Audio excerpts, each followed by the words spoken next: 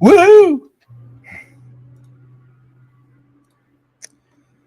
Hello, ladies and gentlemen. Glad to be here with you tonight on this Halloween special. So, yes, glad to be here. Everything you see tag tonight, we'll have coverage, XRP, Stellar XLM, Hbar, and Jasmy.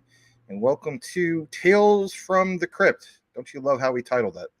How you doing, Will? I'm doing so good, I can't stand it. That's awesome. You doing all right tonight, man? Yeah, I'm doing okay. So it looks like I'm looking at you. What's up, Max? Hey, what's up, man? Okay. We're going to welcome a few of you guys. We'll spend probably, I don't know, maybe 5 minutes or so doing that. Some people don't like the whole 10, 15 minutes and so on, but we'll do our best. Let's start things off with your side of things. And let's welcome, so far we got 15 people watching on your side. Let's welcome Mr. Ruben Montez. If I pronounce that right, he says, blaze it. What's up, sir? That's right. Fire up that hopium blunt. There you go. He also says, Ben Nation, we stand. He's flexing to the moon. And then Mr. Dingy, a.k.a. Daniel, is over there. He says, yo, yo, yo. Andrea Williams, if I pronounce that right, he says, yo. And Can't Get Right, also, welcome. Says, hello. What's up? Yes. What's up? All right, let's welcome from the Maximus Crypto side of things. We have the one and only Mr. Edward Vincent. Appreciate you, Edward. Yes, that's what he says, basically. Good to see you, Mr. Edward. I was reading it. I was actually every syllable right there. There you go, man. Focused on it. Pretty good. And then we got the one and only Tim Shea, who sprays from far away, who says, hey, thank you for being here. The mayor of crypto, the crypto commissioner, Mr. Tim Shea, who's representing the 589th district of the XRP Army and his fellow constituents. Thank you for being here, Mr. Tim Shea. All right. We also have a question from Corey Bibe, a.k.a. Jasmy loves a scam. If you guys could pick one sleeper for the bull run, what would it be? I'll let you answer that first as I go through more questions. What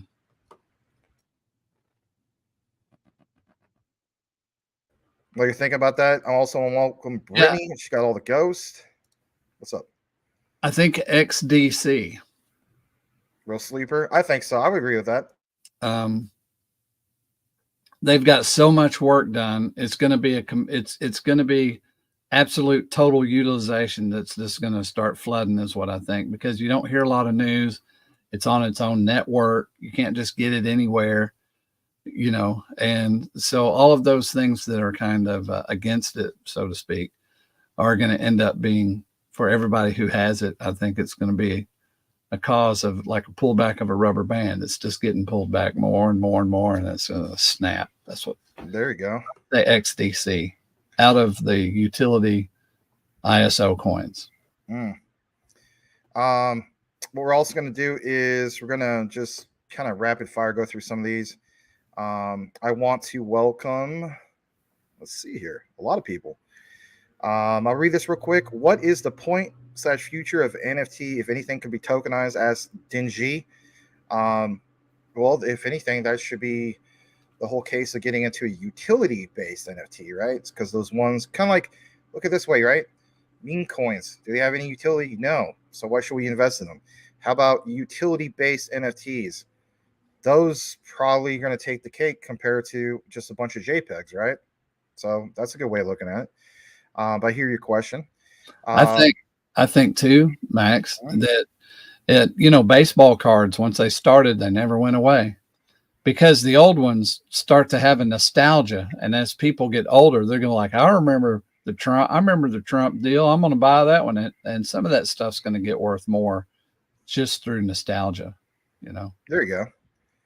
But yeah, good to see Brittany. We got Rick Cogswell in the house. Great to see you both. John Francis, J22 says, hey, Max, what prices can you see Hbar and Algo hitting once we have clarity and utility in motion, not financial advice? I see high prices for Hbar. I see a minimum of 5. I'm just being honest. Algo, I haven't really thought like real heavy about Algo, exactly where it's going to go. I'm glad it's part of my portfolio. I have to maybe give you another answer in that regard. I obviously have Hbar a lot higher than 5, but I'm looking at it from a minimum perspective because you know how it goes. Sometimes people are like, "Hey, man, you said this," and so on. None of it's financial advice anyway. But I do appreciate the question. Let's also welcome the one and only Bonner Sooner. Good to see you. What? Yeah, Corey B-Bay, I think I welcomed you earlier. Just kind of rapid fire going through. Welcome some of you guys. Ahmed, always good to see Ahmed. River, John Miller, I think it's from over Will Fix the side of things. We also have Stargazer, Legendary. Appreciate you guys being here tonight. Cool Cat Crypto, man, Cool Cat, you should check out that deep dive we did for BSV. A lot of people are starting to watch it. I've been getting a lot of tags from Crypto Twitter. It's pretty cool, man. Some people, of course, thanked you in the comments. You might want to check that out when you get a chance. You don't have to do that. Let's also welcome Patrick Collier and I don't know, a lot of you guys. Gerald, Tyler, Kritz, welcome back, all you guys. Glad to have you here. And let's also get a super chat, and we'll kick it into what we have for the outline tonight. And so the super chat comes from the one and only Mr. Henry Brown. Thank you, Mr. Henry. He says, Tales from the crypto. In fact, what's spooky is being broke and waiting for 2030 for adoption and regulations. LOL, Jasmy per the friendly crypto. My God. Man, I think it's way before 2030. Yeah, well, knowing that, we didn't even talk about Casper, the friendly ghost, right? There's Casper. So, yeah, let's get into it. Hopefully, you guys appreciate some of the content tonight. Let's also state this. At the hour and a half mark, Will Fix will have to take off at that point. If we're not finished with what we have on the coverage, I'll try to finish up for him and so on, but we will report on everything that's tagged tonight. So please smash the like. We're currently at, let's see here, 20 likes on Maximus Crypto, 18 on Will Fix's side of things. So we have a combined total of 54 people here watching, 7.5 minutes into the show. Let's go ahead and get right into it. Will Fix has some things he wants to present tonight in regards to Ripple's XRP. Imagine, if you will. Okay. So I've gone a little further into some XRP pricing, really spawned by some questions, just things I left out. And there's some amazing things to think about on XRP pricing. I'm going to shoot through this as fast as I can, because my 2 videos today kind of covered it. But and then I want to show just some more money, that is going to be included in the XRP Ripple system, presumably, but they are talking with several countries.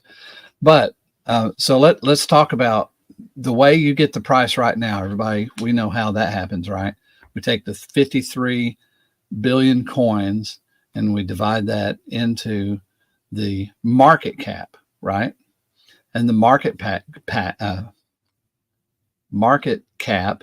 is the total money that's in XRP. So it just turns out that if it's at 60 cents, you take 60 cents times 53 billion and you have the market cap. If you divide the market cap by 53 billion, you come up with 60 cents, if it's still 60 cents. Now, once it's being used, okay, so they call that available circulation, right? So actively circulating coin, but it's not all actually circulating, is it? Because you got 11.4 billion that are staked. You also have holders that have, set limit sales, waiting for it to hit, whatever it is they want it to hit, $100 or $50 or whatever. So right down here at the 50, 60 cent range and under all of those coins aren't available. So if you say 20% plus the 11 billion staked, and then 20% more, let's say you take it down to 30 billion coin. Well, that's all that's available for sale. The rest of it's not available, is it? So that 30 billion that is available is then divided between the exchanges, because it's not all in one exchange. So there's probably one pool of 30 billion at XRP until some is accessed by the different exchanges. And in my earlier video today, I even showed the exchanges and how much XRP they own. So let's back up.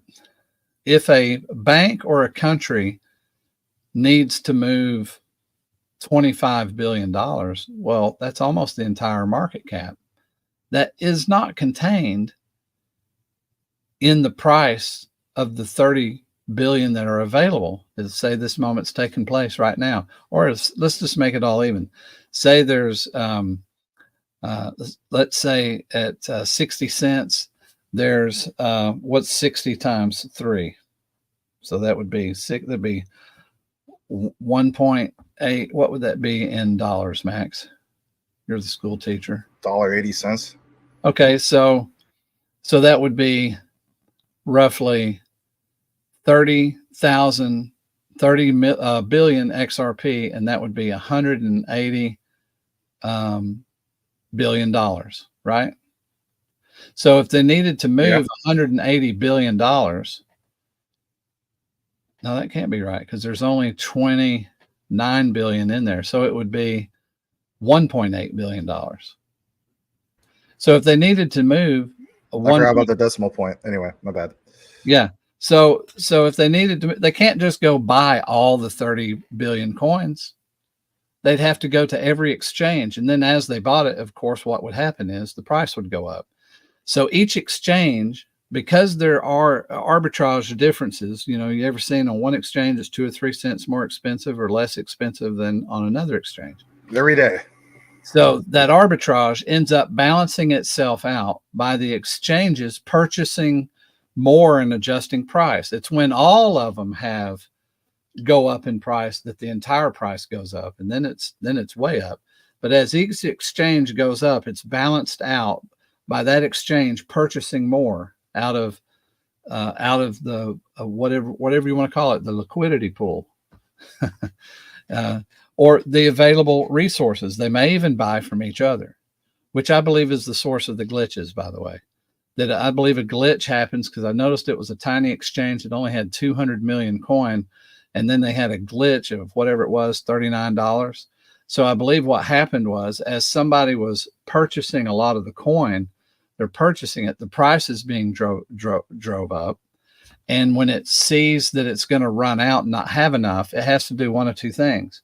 It either has to get a hold of more coin, or it has to go up in its price, because it's going to meet the need, because XRP is not going to fail. They don't have it designed to fail. They have the algorithms designed to succeed. So when that happens, it's going to spike the price. All right. So we have that scenario in a smaller pool of money, 30 billion coin. Then you have a country that's going to try to buy enough to do the job. So what's going to happen is, if XRP can't give it to them directly, so they bought Uphold, right? So a massive purchase takes place in one side, and then all of the other exchanges end up having to sell theirs or get to sell theirs to that other exchange who now has this giant need. And then the bid ask goes up and the price starts really rising. Now it's going to have to rise fast or increase the number of coin fast. And they're not going to do that right away, because it doesn't do anybody any good. It does liquidity good, but they can go up, and they got a lot of room to go up in price. So they're going to do that first, because that blesses the whole organization, everybody in it, and everybody looking. All right. So how much money does it take to move XRP? So what I want to move to is just I want to show you just a couple things, just a little bit of research on Hbar. And let me go to present, share screen. Not supposed to say this out loud. My teacher's over there going, why don't you just do it, man? No, I do that too. I you know how many times I've done this on the show? It's okay. Woohoo. Okay, well, that's the wrong screen. Or what screen do I have here? So you just, if you have it on a different tab, you just go to that other tab and then you do share this tab instead. Okay. And then it'll pop up. I'll let you know. This is the one I There want. You go. There you The go. following countries. So I ask up here, you see the question, what are the countries in talks with XRP and Ripple? The following countries are in talks with XRP and Ripple. So we got Japan, Singapore, Switzerland, United Kingdom, and United Arab Emirates. And these no doubt are talking about CBDCs. Okay. So I'm not going to read all that because, okay, so blah, blah, blah, right? But let's go to Japan right away. And I want us to look at this figure. So look at this. So their GDP is 4.32 trillion. Okay. Now, something that I want to emphasize about this is that is how much the GDP is. But the amount of money that's being passed around from hand to hand is more than that, because every one of those transactions are hitting the scales of XRP. In other words, suddenly the system recognizes that transaction, this transaction. So all those billions of transactions going on at the same time, people, buying whatever, buying rice, going to the store, paying a cab, getting a paycheck, whatever they're doing, getting treasury bonds. Because guess what? When they do a CBDC, everything is a CBDC, all of it. All representation of cash. Think about that. Third largest, Japan's the third largest economy in the world. So the third largest economy in the world, imagine they tokenize or go with Ripple and XRP. So this GDP that we're looking at is not the complete picture. But anyway, so I just found a minimum of what, $4.32 trillion. All right, let's go to another one. Let's look at this one. So Singapore, $829 billion. You see that? Yeah. I maximized my screen for I can see it all. Oh, okay. I do need to maximize it? No, I'm saying I maximize it on my end for I can, pay attention, right? For I can see what you're doing. Yeah. All right. Well, see that right there? That includes all the currency deposits in circulation. This is everything for Singapore right here. All right. Now let's look at one more. Okay. we got three more. Share this tab. Look at this, man. The Swiss economy. So how much money? Well, we'll go to dollars. $26.6 trillion. So here's what we do by it. Here's what I'm suggesting that we do. You take $26.6 trillion. First thing you do is divide it by 365 because you want a daily average. Why do you want a daily average? Because only a day's worth is going to be in the Ripple system at a time, right? Just that day's transactions. Because it's only the ones where money's actually moving, not just XRP sitting there. It's the use of the money that XRP is a bridge currency. So it's right. So in this state of being, what it is a bridge from, your paycheck and your wallet to the gas station, to the grocery store for the light bill, whatever. Okay, so $26.6 trillion. So what the first thing we'll do is divide that by 365, and then we'll have a figure. Now that figure we divide by available token of 30 billion. Okay, that's the daily increase. So then you just add that. That's just the market cap that you just divided that by the 30 billion. And you just saw that answer is how much XRP's price went up just because of that.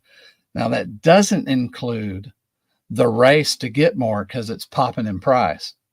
Because as a price rises, everybody's jumping in, right?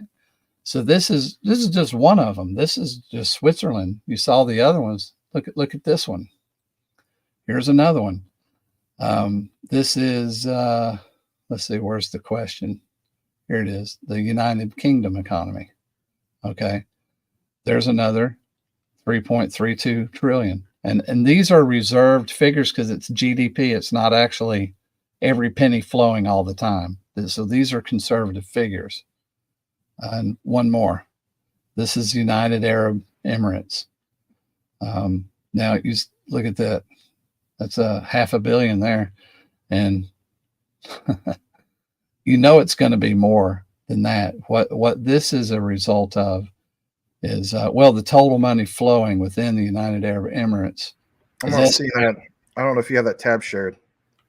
Oh, really? Yeah. Let me see. The UAE? I'm not seeing that. I'm seeing the previous example. Okay. You want to just share that tab instead. It's okay. I've done this so many times where, there you go. So here's the United. Now, this is how much money is in the economy. So you see what it's saying? The total money flowing within the economy is this. This is not every transaction taking place. I don't know how to explain. So you put a pile of money in the middle of the country of $459 billion and everybody scrambles to get it. Well, as they're spending it and it's recirculating through the country, that's what XRP counts. They don't just count that pile. I'm just counting that pile. But that $459.4 billion right there, and all of these other countries included, that money's changing hands constantly. So it's that by a multiple. Does that make sense? The same dollar that you have gets circulated how many times? So how many times is it counted in a day? In a year? How much times is that same dollar or same CBDC pass through and go to somebody else's hands? Does that make sense? Well, it makes perfect sense, because here's the thing I want to elaborate just real quick on that. With traditional cash, how many times does cash get transferred to you, me, the next guy, and it's not being counted yet until it reaches the bank? So it counts when it gets to the bank, because then somebody can put that on a physical ledger, right? That was the old traditional model. Yes.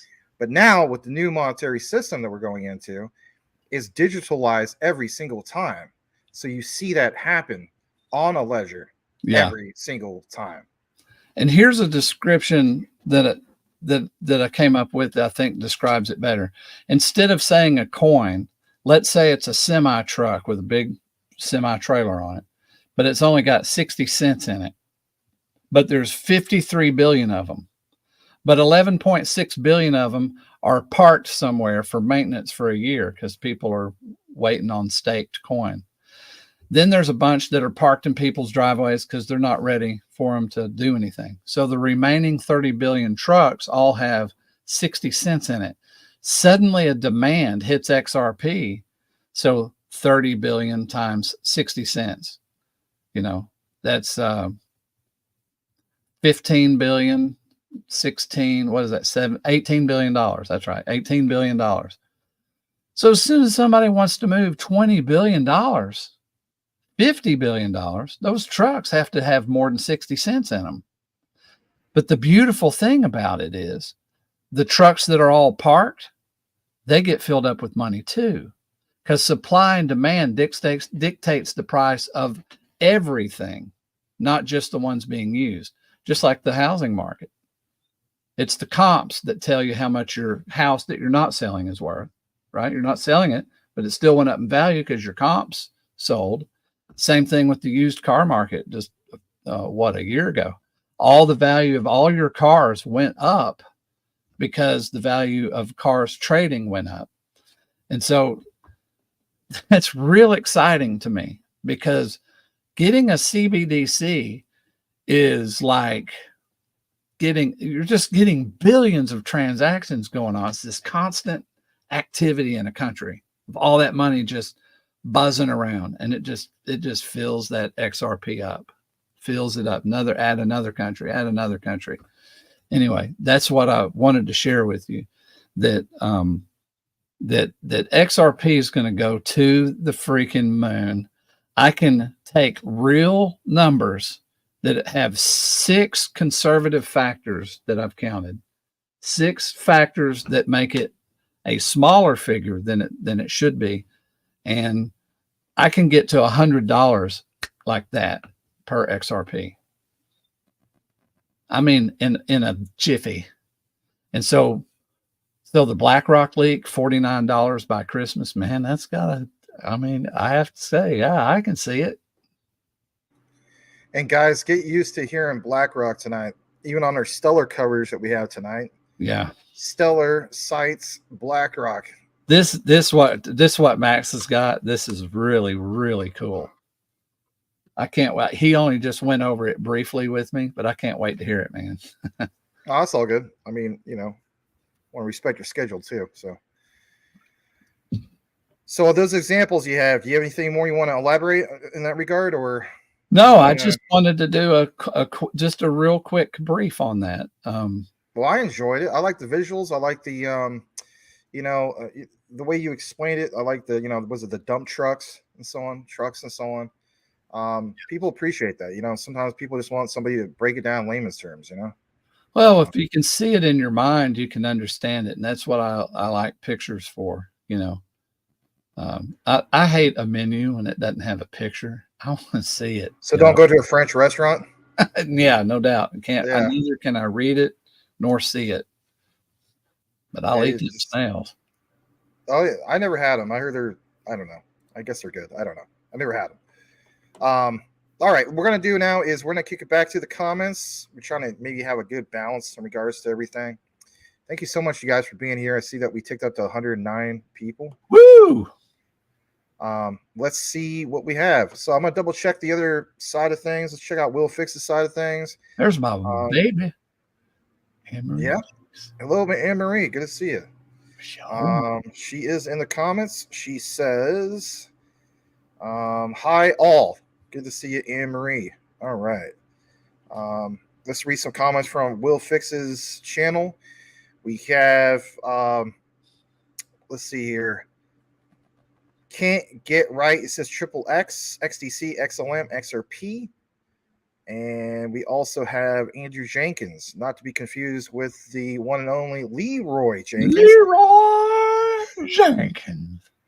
XDC will melt faces, $10 before end of year. Oh, man, I don't know about that, but that would be amazing. I wouldn't complain.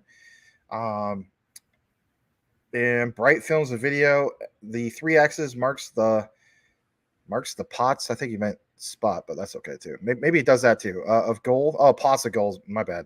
But welcome, Dulaga. Thank you for being here, Martin. Hello, Will and Max. How about those X coins? Absolutely. No doubt. Thank you for being here, Mr. Martin. Andrew Jenkins, do you see utility on November 19th? Because all documents point that way. I'll let you answer that, Will. I have answered that plenty of times. Yeah, I see it. I see some countries that weren't ready. And actually, you know, sometimes I do this weird thing where I try to re-see everything. I don't know if anybody else does stuff like this, but I'll say this. I know it's all pretend, but I'll just be like, okay, I know nothing. Let me re-see this. When I saw the list of banks that said we're not ready yet, it dawned on me in a brand new way. They're coming in. And I've added this money up. They're coming in. Saying that we're not ready became exciting news to me because I'm like, you know, because some of this is surreal. You can get so much hope sometimes your heart gets sick, you know, as it's delayed. But when I saw that, I thought, oh my God, you know, we are saying this with words, but really anticipate with your excitement the alive moment of every 60 cents you got might turn into $50, $100. It's going to turn into a lot more than the 50, 60 cents it is right now. My son asked me today, he called me up. He said, how much XRP should I buy? And I said, well, pretend you're buying $100 for 60 cents. Tell me how many $100 bills you can go buy. I said, I mean, I really look at it that way. Sell the stuff you ain't using. Buy you some XRP. I'm dead serious. This isn't advice. This is just what I would do. I've looked at this pretty good. I'm telling you, the train is headed this way, and we don't want it to pass by without taking full advantage. I don't want to the next day go, God, man, I had another $400 I could have put in there. And that'd have been 40 grand, you know? So for me, as much as won't hurt me. And even if you store money in the bank, why not store it in one of these coins? You can always cash it out. I told my other son that today. I said, you got money in the bank, man. Don't store it in the bank. It ain't going to do squat for you there. Put it in. Anything that would cost you money. I said, put it in XRP, man. If you need the money, just sell the XRP, you know. But here's a funny thing that happens once you buy it, though. You just do everything in your power to hang on to it. It's just got to get yourself to get it anyway. No, it's yeah, that's a good point. Let's read another one from your side of things on the channel. Catman Do Tools and Games, welcome. Glad to have you here. Says XRP to the moon. We also got Dingy, aka Daniel. He says, noob question. How can the gas fee be so low, but the XRP token going berserk expensive value? It's okay to have that question. And there's nothing wrong with that. You got to keep in mind. Go ahead. I'll let you answer that because I got some, not the whole answer, but I have some of the answer. Sure. The Bitcoin, whenever you have, I have a miner right here, and I'm trying to get it started. It's a Caspa miner. It's a KS3L Ice River, and when you have a coin that can be mined, it's not just creating coin, it's also validating. So it's validating transactions. So they, in multiple computers, a transaction is validated and recorded so that it is permanently part of the system that coin switched hands, you know, or did whatever it did. Well, that validation cost money because they had to get somebody to get a computer. So what they decided to do, hey, is if you get a miner and you do this, we'll pay you in Bitcoin, or we'll pay you in Caspa. We'll pay you in this. That way they have this enormous computer system doing mining, okay, doing validation. And they have to pay for it. XRP, not so. XRP has a way that it validates its transactions that's really designed like email. You know, I don't fully have the understanding of how it works, but how it does works is it sort of self-validates as it goes. It's a confirmed transaction within 3 seconds. There you have it. So that doesn't cost as much. So for them, an automated system doesn't cost anything. It also doesn't the whole system run on the power of like one refrigerator? You know, XRP is probably the greenest or one of the most green coins that there is. Hbar takes the cake on that, my friend, but that's okay. Oh, okay. Okay. Yeah, Hbar. Yeah, that's right. But just imagine that whole system's running. It's just generating money. What are they doing? They already did their work, basically. That's basically how it works now. It's like all the work's done. So now all it is a giant cash cow. That's my best answer. Well, that's a good answer. I will just leave it at that. We'll read a few more. Let's see here. That was a good question, Mr. Dingy. Chad Ross is sticking his tongue out for Kevin Jones. Obsidian Skin. Wow, what a name. Saw XRP glitch to 5,000. What in the world? What is going on? Someone explain. Actually, you know what? You talked about this the other day. I know you've been talking a lot, and that's good. But the people want to know. Do you know what exchange it glitched on? I don't personally know. You know. Okay, let me see if I can. So it did a $5,000 glitch. Let me see if I can find out, because go ahead. No, I didn't mean to cut you off. Go ahead.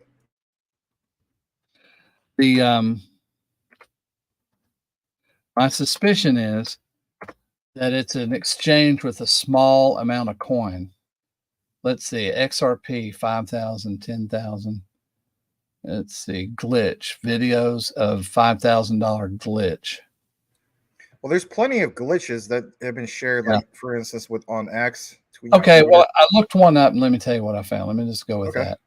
I looked one of the glitches up, and then when I was thinking about how the price and the algorithm is um, compensates for supply and demand and for an exchange running out of coin for a big demand. Well, what a big purchase will do is stir that into activity. I mean, all of a sudden the algorithm's compensating. So it's going to, because they amplify the liquidity of it, they can't ever have it not be liquid. In other words, you don't run out of money or coin. And so what they've done is they've devised a system that jacks the price. So it jacks the price to whatever the price needs to be in order for those number of coin to be supplied to meet the need of the value. So I try to buy $1 billion worth. If there was only one coin on the exchange, guess what the price would be? Be $1 billion, because it's going to meet the need. Or it would pause until it filled with enough coins, but then it would still have to jack the price sky high in order to accommodate the value of $1 billion by jacking the price of the coins they could get a hold of. Then you would have an arbitrage. You'd have one that says it's this much. Now, here's the thing. Don't think of the value of that XRP being the cost, because you're transferring money. Does that make sense? Yeah. It's going to shoot to the other side and offload in 3 seconds. So it's not like you spent that money and then if it goes down in price, you know, and you probably would have to catch it before the price went down. If that's, but all of the coin wouldn't be at that high price. There'd be an average. So it would be, I'll do it the other way so it makes sense. So it would be on a curve that the purchase would take place because the price would be driven up by supply and demand. Then the exchange would automatically be trying to buy from either the other exchanges or some liquidity pool that XRP has somewhere. And it would be trying to pull the coins to accommodate that value. And it does that automatically without anybody touching it. So, and also XRP charges drops. There's 1 million drops in one XRP. So whatever the XRP value is, you know, if it's real high, it's the same price, but it's just all in one token instead of over 50 tokens or coins. I don't know if that makes sense to you, but the price of moving $1 billion is the same for if it's one coin or if it was 10,000 coins, because it's a portion of the XRP. Does that make sense? It's a percentage of the XRP itself. And then the XRP has a value, whatever that value is. It's that many drops of whatever that value is. Okay. Yeah, and knowing that, I mean, it's also the technology. I mean, earlier, you know, I think I don't know, I guess it was Dingy. I mean, some of you guys look at it from like the Ethereum side of things. I mean, Ethereum, it's like you're so used to those expensive gas fees, and when you see a bull market, you're like, well, you know, some people joke around, hey, we know it's the bull market when we see very, very expensive Ethereum gas fees and so on, like $350 or whatever for, you know, because you're trying to buy like $100 worth of your favorite meme token or your new favorite meme token and so on. But that's also a scalability issue, you know, and it's just it's ridiculous. You don't really see that with your XRPs and so on, because you do have that scalability, and you know, for the example that Will is using as well, it's you're not gonna get hit with crazy fees like that. That's right. Anyway, we need to recognize a couple super chats that came in. I guess they came in about a couple, I don't know, 10 or 11 minutes ago. We do have 125 people watching. Thank you so much for tuning in. When I say that, guys, it means it's combined on both channels.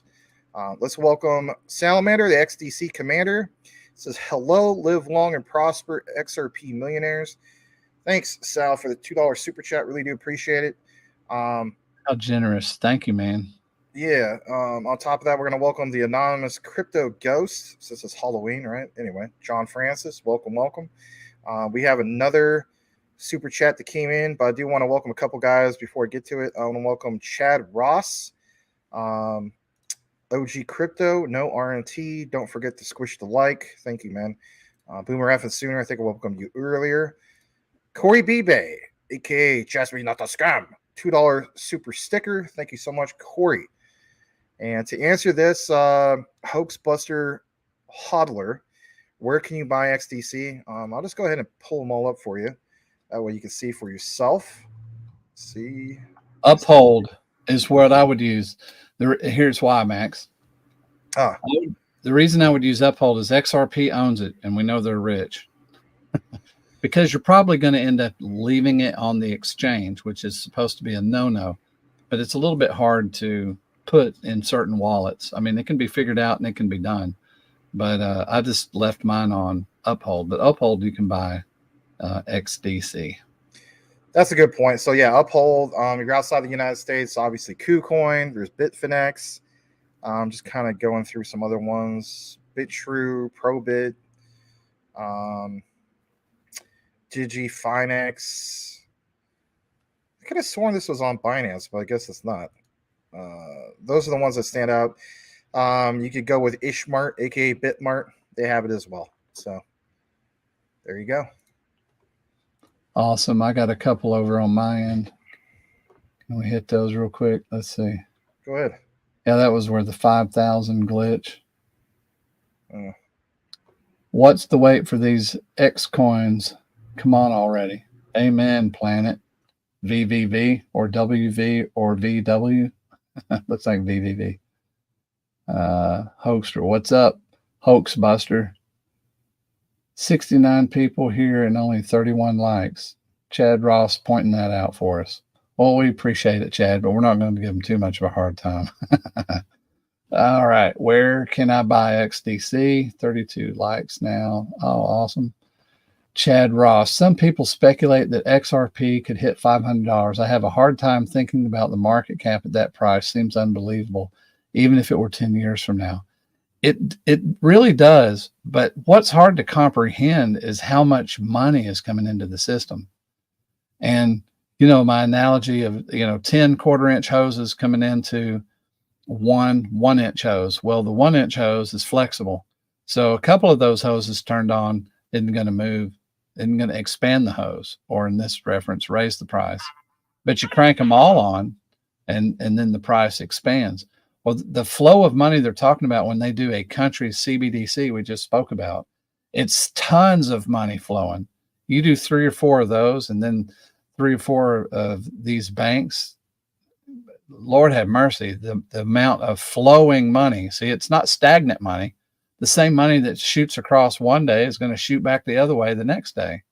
It's just over and over and over and over. The money, same money being used over and over, and it increases that, what they're calling market cap, but it doesn't really fit for the way XRP is going to be managed. But also, it's that reduced coin, actual available, and those other things that we spoke of. If you didn't get that part at the end of this, when it's permanently recorded, go back and look at that, or look at my 2 that I did today. I think I explained it. I hope I explained it well. I at least believe I did, whether I did or not. But let's see. I'll never sell my ISO for cash. Does it make any sense when everything is going digital and they keep printing money? Yeah, I know what you mean. But we got to turn it into something we can use. Until we can use XRP, we'll have to sell some of it, I suppose, if we're going to use it, or stake it. Then whatever they give us, sell that. All right. Like your example, Will, remember high tides floats all boats. You got that right, Martin. Chad, Martin, let's see, I've had to wait a day and a half for a super high tide to float my stuck boat in the 40 years, 18 years ago. Well, we hope that doesn't happen, man. Okay, that makes sense. I understand the glitches. Okay, cool. I think that's how they work. Makes sense to me. What do we think of RNT? You did that. You did a deep dive for RNT.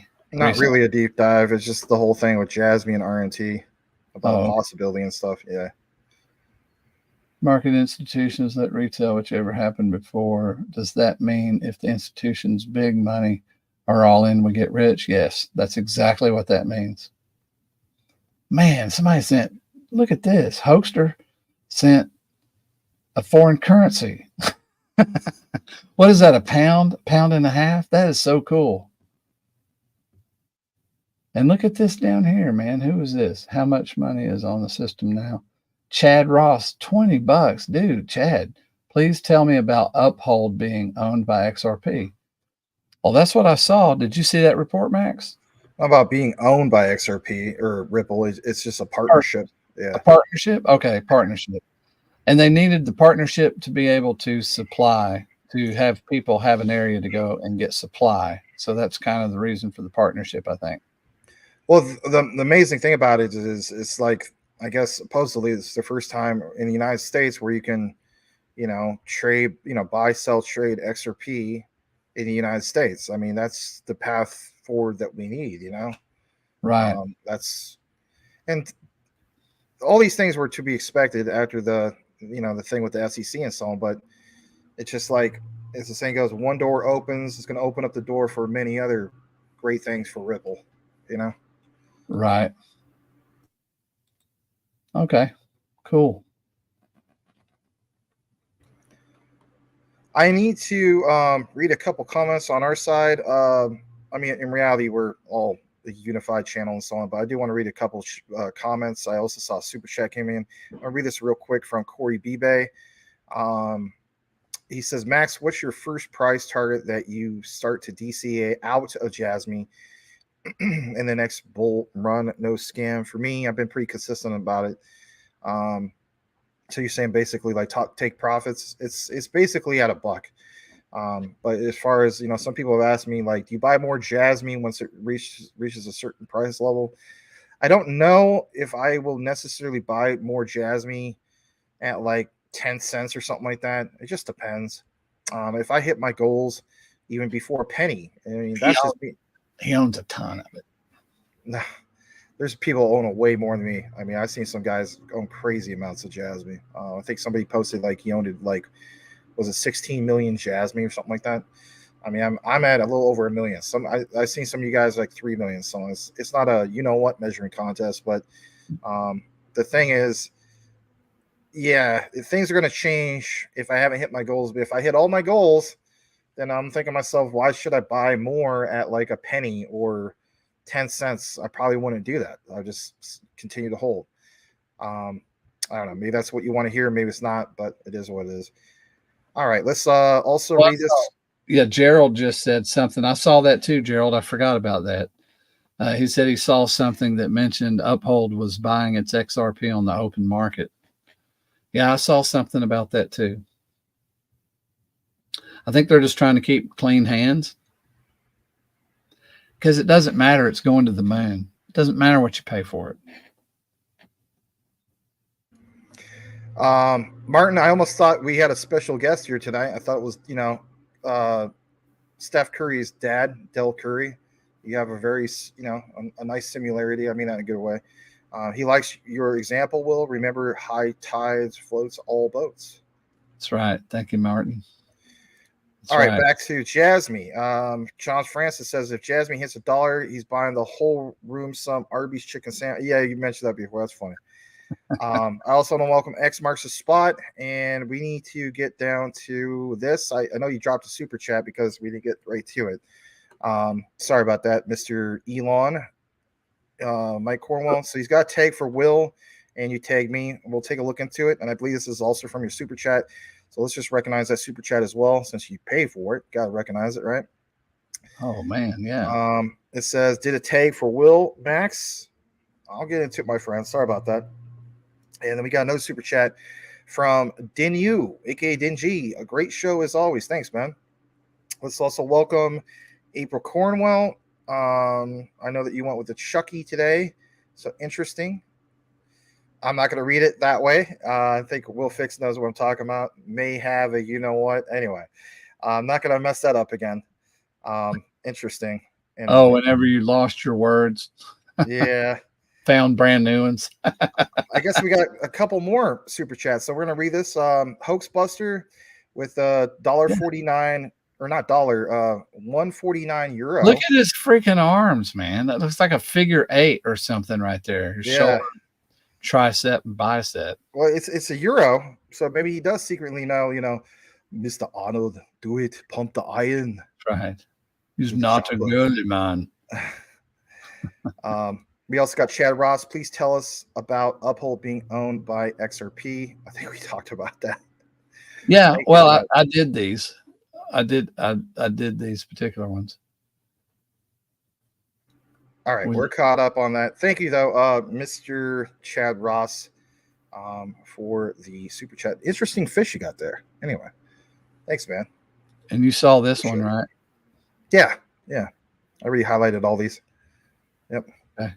So we're gonna get to the tag from, and then also this one.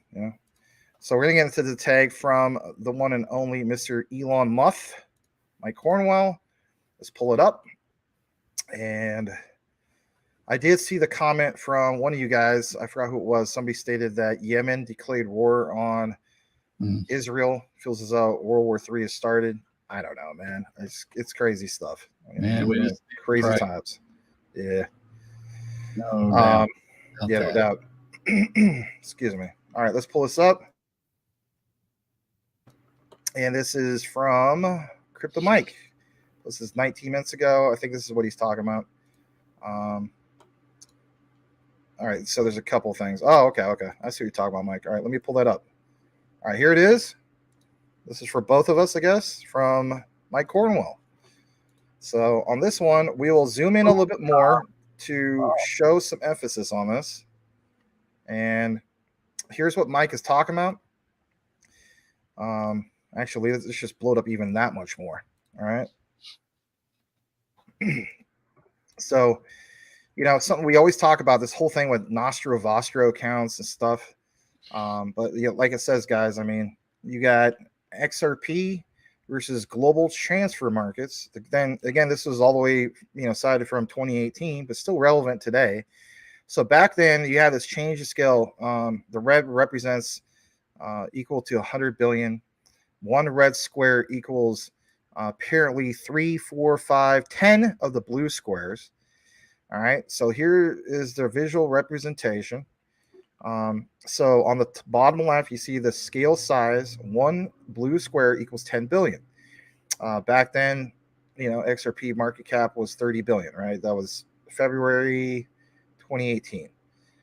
Western Union, for instance, is 80 billion per annum.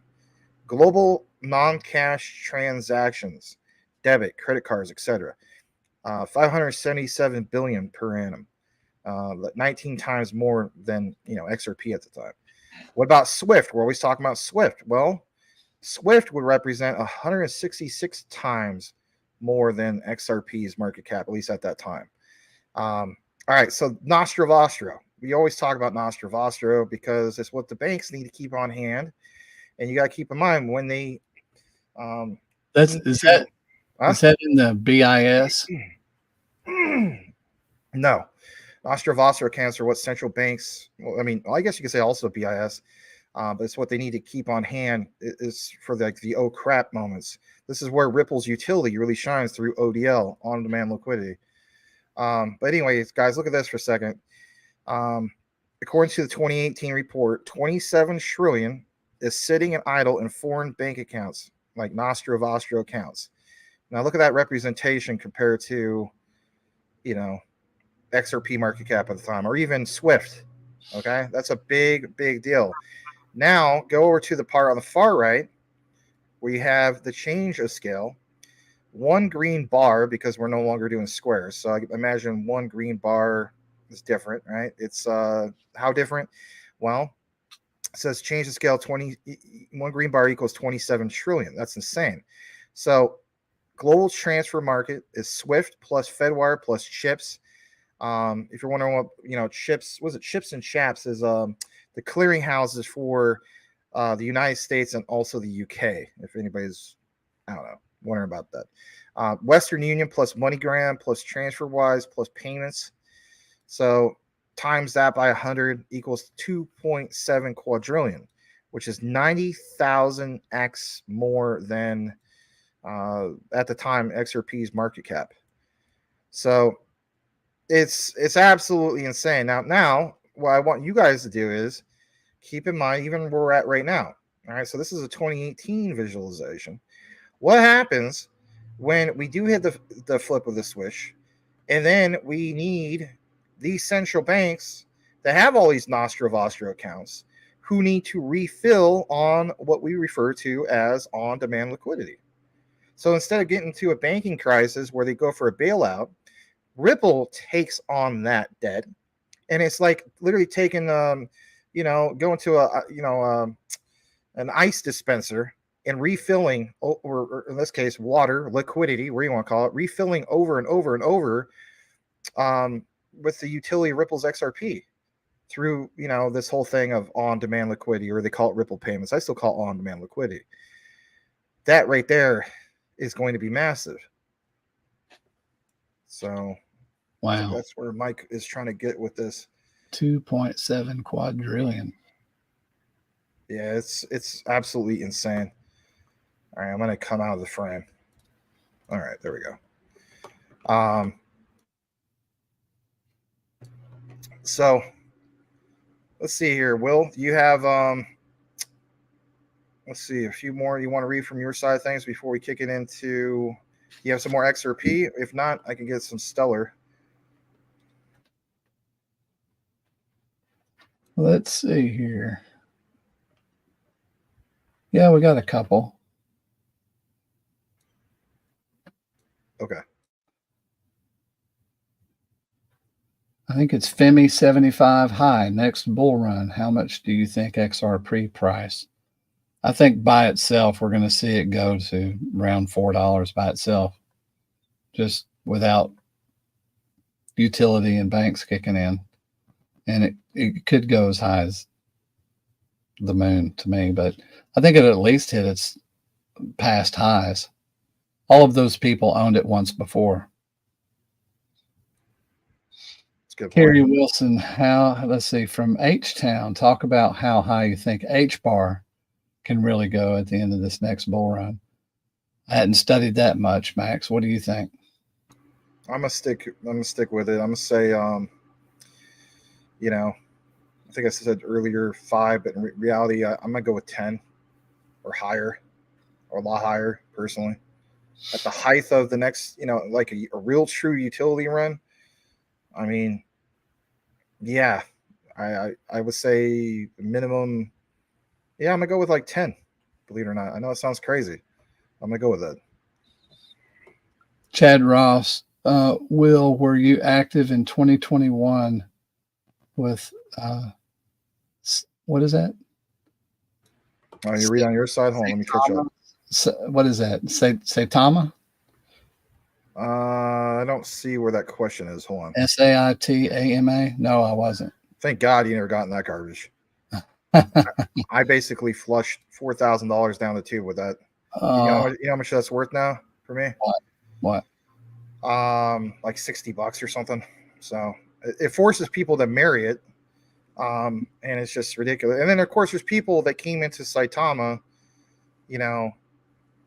like after it went from a V1 to a V2, and they're doing okay, but oh well. Yeah. Top Fuel Tim, XRP has a burn mechanism. Yep, it doesn't burn a lot, but as there's huge usage, it'll be more and more. But yes, you are correct. Hoaxbuster, yeah, brothers, ha ha ha. I've been doing calisthenics for over 10 years now, drug free. Oh, okay, yeah. He was giving comment back on his freaking giant. In regards to his tweet. Yeah. I look like that, but I wear a fat suit because I'm humble. What the heck? Yeah, it's just me, but yeah, that's what I'm doing too. Yeah, I look like yeah. I'm wearing a fat head. It's almost 3 a.m. here, guys. I'll check in another time with some stickers to show some love. Oh man, that's kind, hoax busters. Corbin, XRP, Jasmy, my favorites. Y'all heard of the new coin called 100? Nope. Have you, Max? No. I meant to ask Max is involved with Satoma back then. Yeah, he was. All right, that I covers. wasn't involved with them. I invested into the garbage, but I was never involved with them. Well, yeah. I'm not taking people's money and snorting lines up my nose like the founder did, and that's a fact. He did do that, and it's horrible. Probably why it ended up not doing so well. People don't like that. Yeah. Well, guys, what we'll do is we're gonna read a few more comments, and then we're gonna kick into the stellar. Let's see here. Let's read this from some of you guys. So we did read the one from Chad Ross. Top Fuel Tim. Did you read this one? XRP has a burn mechanism. Okay, you did read some of that. OG Crypto. Okay, then Max and Will, QNT or XRP? Why do I have to pick one? I'm tied with that one. I guess you can answer that. I have both. I have both. I have more in XRP though. Yeah. God, can you imagine if you had more in QNT? If you had over 50,000 QNT, you'd be like a 2018 investor or something like that. All right, let's see here. Yeah, exactly. Didn't you? That's like asking, what do you prefer, T or A, TNA or whatever. Yeah, I agree. People have preferences. People do. All right. Let's see. Chad Ross, I actually meant to ask if Max is involved. Nah, I'm not involved. I just invested into it. And, chasing down those meme coins. Because what happened was I did so well with Doge, and then I did so well with Shiba Inu. And then it was just like, what is this garbage Saitama? I didn't know it was garbage at the time. And that's just the way I feel about it. It's just, you made 108K. Nice. Okay, you're one of the very few who did well with that. Thank God something spoke to you and you got out of that. So that's good. Is QNT owned somewhat by Bill Gates? No, not really. I could get where you come from that. People say it's the Microsoft of crypto, but it's not owned by them. It's basically just an analogy. I got to take a pause. So you guys keep going, but I'll be back in just a few minutes. No worries. One of my agents needs me to check something on our phones. All right. All I'll just do is I'll pull you off for a bit, and then you could always just jump back in. All right. All right, man. I'll see y'all later. All righty. All right. So what we're going to do now is we're just going to jump into our stellar coverage of the night. And if you prefer stellar or you like stellar, we have quite the treat for you. So we're going to go ahead and get the branding going on for that. Let me just load this up for a second. There we go. And yes, welcome to Tales from the Crypt. Don't you like how we titled that?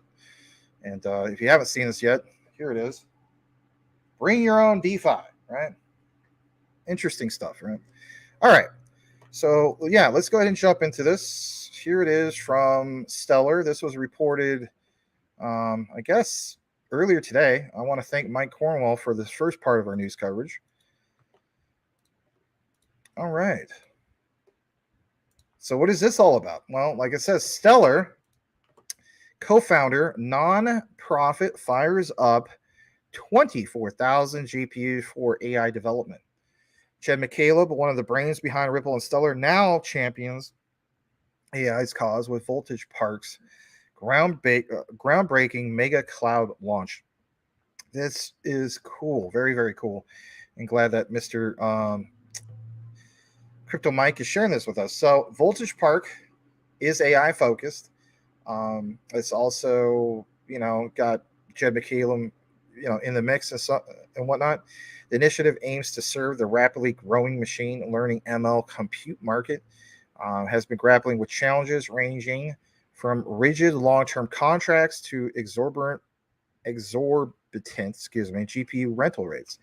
Not enough people, look at this quote, understand how much the compute shortage is affecting AI innovators, says Voltage Park CEO Eric Park. All right, so look at this example. While Voltage Park launches a cloud computing cluster for machine learning, Liquid Piston is revolutionizing the internal combustion engine market with its innovative rotary engines. Kind of interesting to see some kind of news that still has something to do with, these old combustion engines when everything is going green, right? But it does state here that this will enable advanced mobility technologies and cater to military and aerospace applications. Now, here's the key thing for you. There's 82 patents that are held. There's 30 million contracts that have been signed, and there's 1,000 minimum investment. It says, like, for instance, you can get yours. But the thing is this, Michaela, known for playing a prominent role in the crypto world as the co-founder of Ripple and later, of course, founding Stellar, has now shifted his focus to the rapidly growing realm of AI. His support for Voltage Park is yet more evidence of the tech industry's pivot from blockchain to AI. And let's face it, this is Stellar, so that really, really stands out. And I'm glad that, Crypto Mike is sharing it with us and so on. This launch is not just about numbers. It goes on to mention that its aim is to make ML infrastructure available to all, from tech, for instance, to the giants of, other budding startups and so on. Their entry into the ML compute scramble includes offering bare metal access for large-scale users, short-term leases, and hourly billing. With around 24,000 NVIDIA H100 GPUs costing around $500 million, that's insane. Voltage Park emerges as a formidable player in the ML arena. Now, a little bit more in regards to Voltage Park. They are already offering services to other startups like Imbue, and they're also working on providing infrastructure to well-known names in AI space like Character AI. They have chatbots, and look at this, guys. Even for personalities like Elon Musk or CUDA and Atomic AI. They use AI for genetic studies. The team wants to be fully operational by 2024. That's right around the corner. So, if you think about it, you combine this with what Stellar already's got going on for it in regards to many things, right? But the one that we're really paying attention to, at least I am, is Sorbonne by the end of the year. I think this whole notion that Stellar's only, going to stay at this price around 10, 11 cents, I don't think that's going to be the case at all. So that's the news in regards to that headline. I want to jump into the next part of what we have. Let me just pull this tab up as well, and we'll get into this. I'm just also double checking to see when Will gets back. So here you will see that, like it says, straight from Stellar, reported about, I don't know, apparently 11 hours ago. When it comes to asset issuance, it's hard to beat the Stellar network. Read on why major institutions are choosing to leverage the Stellar network for tokenizing securities. Now, this part is big. And the reason why I want to share this with you guys is, for one, it's brand new Stellar news. We don't get brand new Stellar news every single day. But one of your key takeaways should be this, and that is what I'm about to show you right now, believe it or not. And I think I do have this old clip. And if you're not, if this is something that you're new to, it's okay. I want you to see this for yourself because it's nice to have a reminder. Listen to this. We'll jump right back into this news in just a moment. I believe this technology is going to be very important. Look at it. We have been part of a huge revolution in investing through ETFs. We believe that ETFs will be changing the whole way we invest. Many people still use it as a means, people are investing it for indexing. No, the majority of people who are putting money in an ETFs are active investors that are buying exposure. The entire bond market is being transformed as we talk right now. I believe the next generation for markets, the next generation for securities will be tokenization of securities. And if we can have that distributed ledger that we know every beneficial owner, every beneficial seller, we all have our code of who's buying, who's selling, instantaneous settlement. And think about it, it changes the whole ecosystem.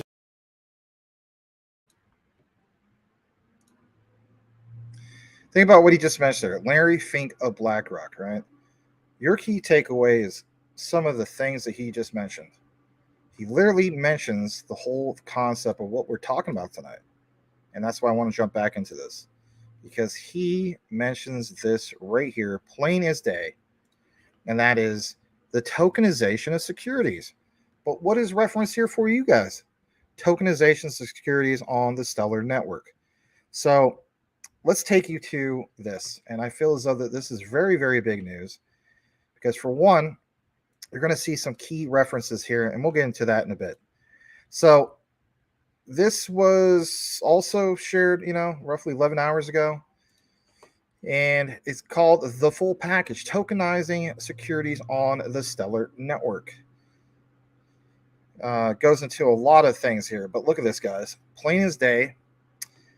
Digital economy continues to grow. Asset tokenization. How long we've been talking about this for the last 2 or 3 months? Of course, has emerged as one of the most practical and compelling applications of blockchain tech. Companies including, you better believe it, BlackRock, there it is, cited right there, Goldman Sachs, JP Morgan, more, have all begun to explore tokenizing assets like money market funds, commodities for purpose of leveraging real-time settlement and even operational efficiency. Basically to support DLT. Stellar Network, originally designed for the purpose of asset tokenization. As such, the protocol has native platform features for strong asset controls, including freeze, clawback. You see a lot of clawback being mentioned with Ripple, so Stellar's got that as well. Authorization required asset supply limits and issuer enforced finality.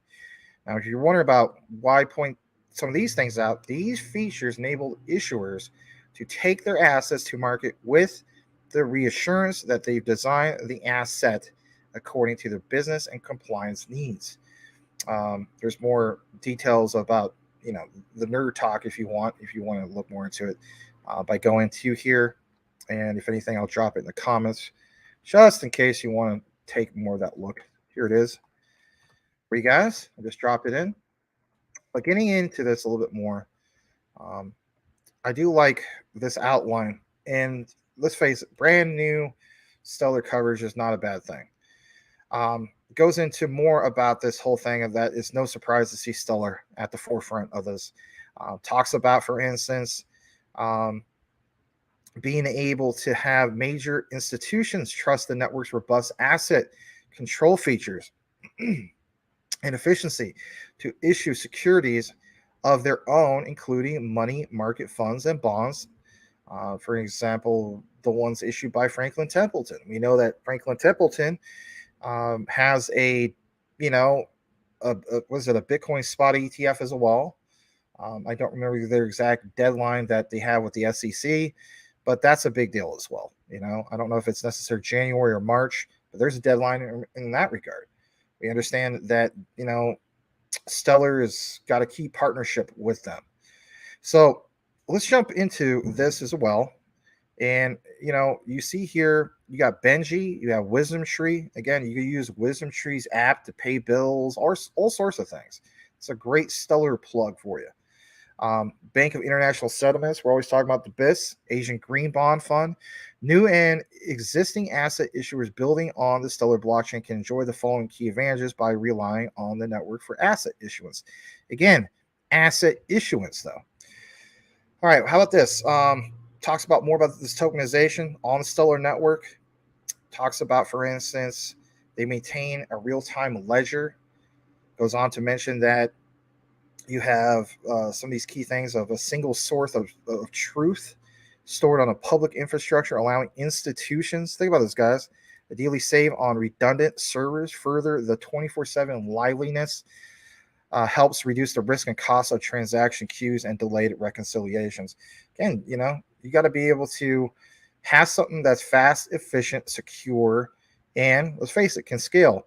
Now, there's some highlights I want to get into. I won't get into all of them, but it talks about the transparency of Stellar. Means that institutions can find real-time transaction-specific data about assets on the network through a block explorer. Find out anything, real-world assets on chain. Talk about, for instance, earlier, we were talking about, some of these other big institutions and what they bring to the table. But Stellar Expert and or public open source Hubble database. This is for asset issuers. This transparency offers the ability to monitor was it P2 or PII data, such as flows of funds, transactions, and share ownership in the real time. Now, I will read this part. This comes straight from Franklin Templeton. Look at this for a second. The fund transfer agent maintains the official record of share ownership via proprietary blockchain integrated system that uses features of traditional book entry form and Stellar Networks blockchain. Kind of like what Will Fix and I were talking about earlier. We're talking about the tokenization of real world assets, and then being able to, for instance, you buy something on Lofty, you buy a share of that real estate, and Will Fix this case like $50. But, what kind of real estate is it? Is it, part of a hotel in Dubai? Is it just a regular residential property and so on? How would you like to have the classic way of verifying that official record of shared ownership, but have it be immutable, have it be verifiable on chain instantaneously? Yes. And that, of course, is from the Franklin Templeton report. There's this whole thing of, sustainability. I love this example right here as well. It says on an annual basis, the estimated electricity generated by the SCP, which is the Stellar Consensus Protocol, is equivalent to the greenhouse gas emitted by 33.7 homes in 1 year. This sustainable design is part of why energy conscious issuers like the Bank of International Settlements select Stellar Network to tokenize their securities. Interesting. We also got this whole thing of new distribution channels, you can basically integrate tokenized assets, enabling customers to transact and store value in the digital economy. Right. But value where? On Stellar. So again, utility in motion, like we were always talking about, where you're having multiple circumstances or multiple examples where, you see the utility being used and it's going through like a funnel system, if you will, on chain with Stellar that provides so much value for Stellar. Let's just be honest. Getting more into this, smart contracts. I got to talk about this for a moment because, I'm always talking about, for instance, Solar Bond. So smart contracts can unleash a range of new financial services on the Stellar network by allowing for better automation. We know that Solar Bond should very well be released by the end of the year. I think they're going to be on target for that. I don't really see it being a delay. Obviously, it could happen, but man, there's a lot of news to support that it will happen by the end of the year. That's 70 plus projects being onboarded, like a snap of the fingers to Stellar. That's a big deal. All you need is a handful of those to do well, if that. But it talks about how the devs can build specific protocols, variety of use cases. Let's face it, with very, very little coding knowledge, or not even having to learn extra coding languages, is a game changer. Such use cases might eventually include activities like saving, lending, automatic yield calculations, delivery versus programmable payment, settlement without any intermediary, and other financial transactions. To me, that's game changer stuff. All right, so there's a lot more here. We're not going to get into all that. I want to give you guys another update that was released about 3 hours before the show started. This comes straight from the Stellar Development Foundation. It's called Built on Stellar. It's called Decaf. Some of you guys know about Decaf. Another key project being built on Stellar. As you can see here, this was reported today. Decaf is a blockchain-enabled blockchain-enabled platform that focuses on remittances, payments, both with a digital wallet and point-of-sale systems. When we talk about Stellar, could be the one that you see old, Aunt May or whoever it is use at the grocery store, or just for anything in regards to retail. Stellar stands out. When you see things, mentioned in regards to remittances and payments, digital wallets, point-of-sale system, yeah, you get a broader idea of how that works. Let's show you an example of how this works. This is from Decaf, and this is a particular gentleman from them who is going to give us an update in regards to, who they are and why they're built on Stellar. If you appreciate the coverage, please smash the like. Thank you so much for being here tonight. Here we go. My name is Rick Martin, and I'm a co-founder at Decaf. So essentially, we're a platform focused on remittances and payments using blockchain. We have a wallet and a point of sales. Before I was in Colombia, saw a lot of use of Bitcoin and crypto as financial tools to move money across, like Venezuelans moving into Colombia and abroad, and not having any options to spend their crypto on everyday life. The first house I lived in, I lived with a guy and I couldn't believe what he was doing. I had to see millions of dollars of cash in Colombian pesos sitting in a vault to see that it was real, and him driving backpacks of it out with teams of Colombians going to pick up points for Venezuelans crossing the border who could only bring digital money, which was Bitcoin, into the country. They had nothing. They couldn't get a bank account. And he was giving them and buying their Bitcoin off them, selling it to Americans. There's millions of dollars every month to Venezuelans that had nothing but Bitcoin in Colombia and needed to live, right? And this was a real need, like a dying need. And that's why I was like, well, why can't they just spend their Bitcoin? And we decided, well, you know, why are we here? What's the point of all this? Let's actually do something that helps people where we are, which is in Latin America. And so we thought, okay, well, let's do payments and remittances because this is what we want and this is what people we know want and need. Decaf is decentralized cafe. Cafe in Spanish is coffee. It's the whole idea of being able to use your crypto to say buy something like a coffee. And yeah, if you think about those Venezuelans that were coming over, imagine if they could have used their crypto to buy coffee or food, or, you know, this is the whole idea, and it sort of stemmed from that. With Stellar, the technology is super efficient, you know, and it costs nothing to send money abroad or do a transaction, which is really attractive.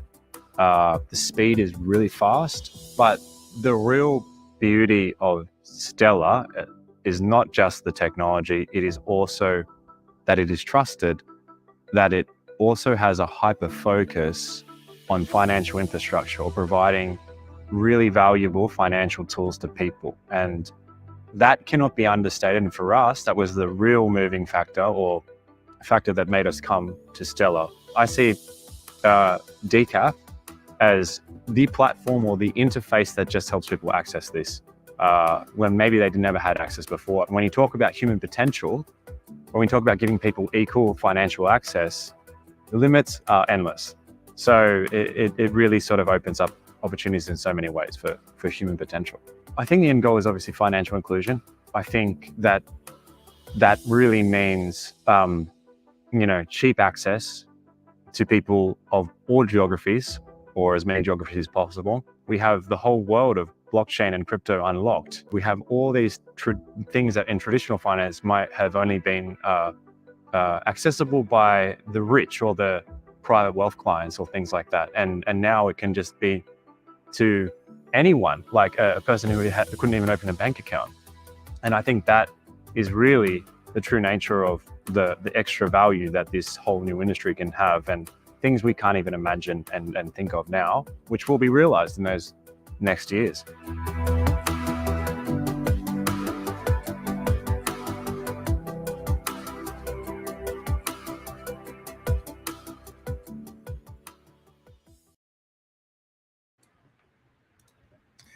All right, guys. Will Fix is back. Welcome back, Will. I know that you only have about apparently 7 or 8 minutes or so, but I know you got to take care of some stuff. So, welcome back. You're muted. I'm taking care of something still right now, but Oh, my bad. it's all good. All right. If you want, I can move you off then. Yeah, if you would, just for a minute. No worries. I just saw you came back, so okay. All right, so we are going to take a pause. There's some more in regards to some stellar coverage that we have for you guys tonight. But I'm going to take off the branding for a second. Let me get back into the comments. Let's see here. Let's read some comments from Will Fix side of things. We have Chad Ross. I think I already read some of these comments. Yeah, say Thomas, real trash. Yeah. Chad Ross, Max, keep the live streams shorter. Feel like it will benefit your channel as well as Will's channel. It's hard to give the large amount of time filling up the video. Appreciate you guys coming on. All right. And And then let's see here.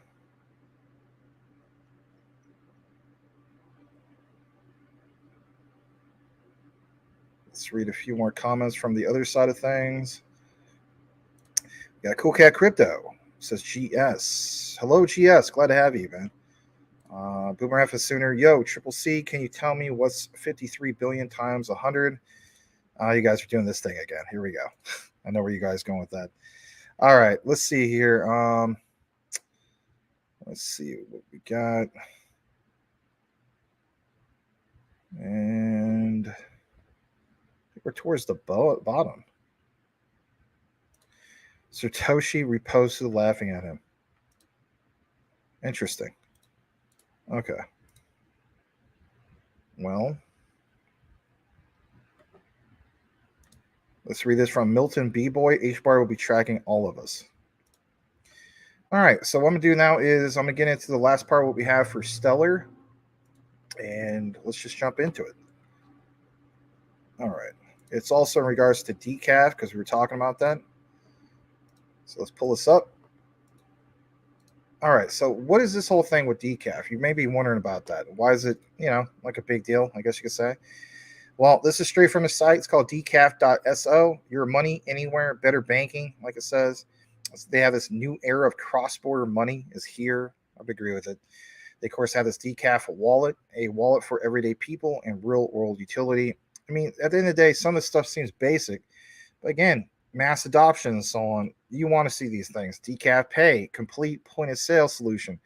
Easy and accessible, of course, for everyone. Who do they work with? Well, obviously, they work with Stellar, Circle, MoneyGram. Backed by top funds. Some of these names I do not recognize and so on, but Ventures I do. Restive, right? What do people say about this specifically? I mean, I'll read a couple of them.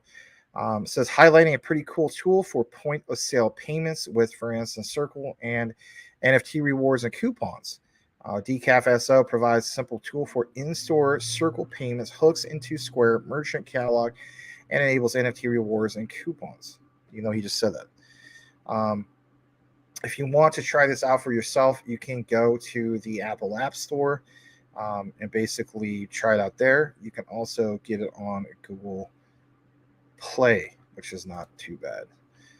All right. I think that's just about it. And welcome back, Will. Howdy. Hello. I'm glad I'm here for the Stellar. I thought I was missing it. Oh, you missed it. That was the end, actually. That's okay. I'll go back and watch it. Or I'll call you tomorrow and make you, like you always make each other tell each stories. other what our Tales from the Crypt. What we found out. Yeah. There you go. Well, we read most of the last bit of comments and so on. Let's see here. I'm gonna read this. I think we have Dinu says, "Isn't Hbar doing everything Jasmy wants to do?" I mean, if you want to look at it that way, from as far as being super green. There you go. Tim Shea, Max, I tagged you in that post. Elon said BSV can't scale. Really? Interesting. Elon just looks silly saying that to people that know better. Weird. All right, I'll have to pull that up. How much time you got left, Will? Like 2 minutes? Just a few more minutes. Okay. I need to go. I got a very hot and beautiful wife that I like to spend time with. Well, go ahead and do it, man. It's all right.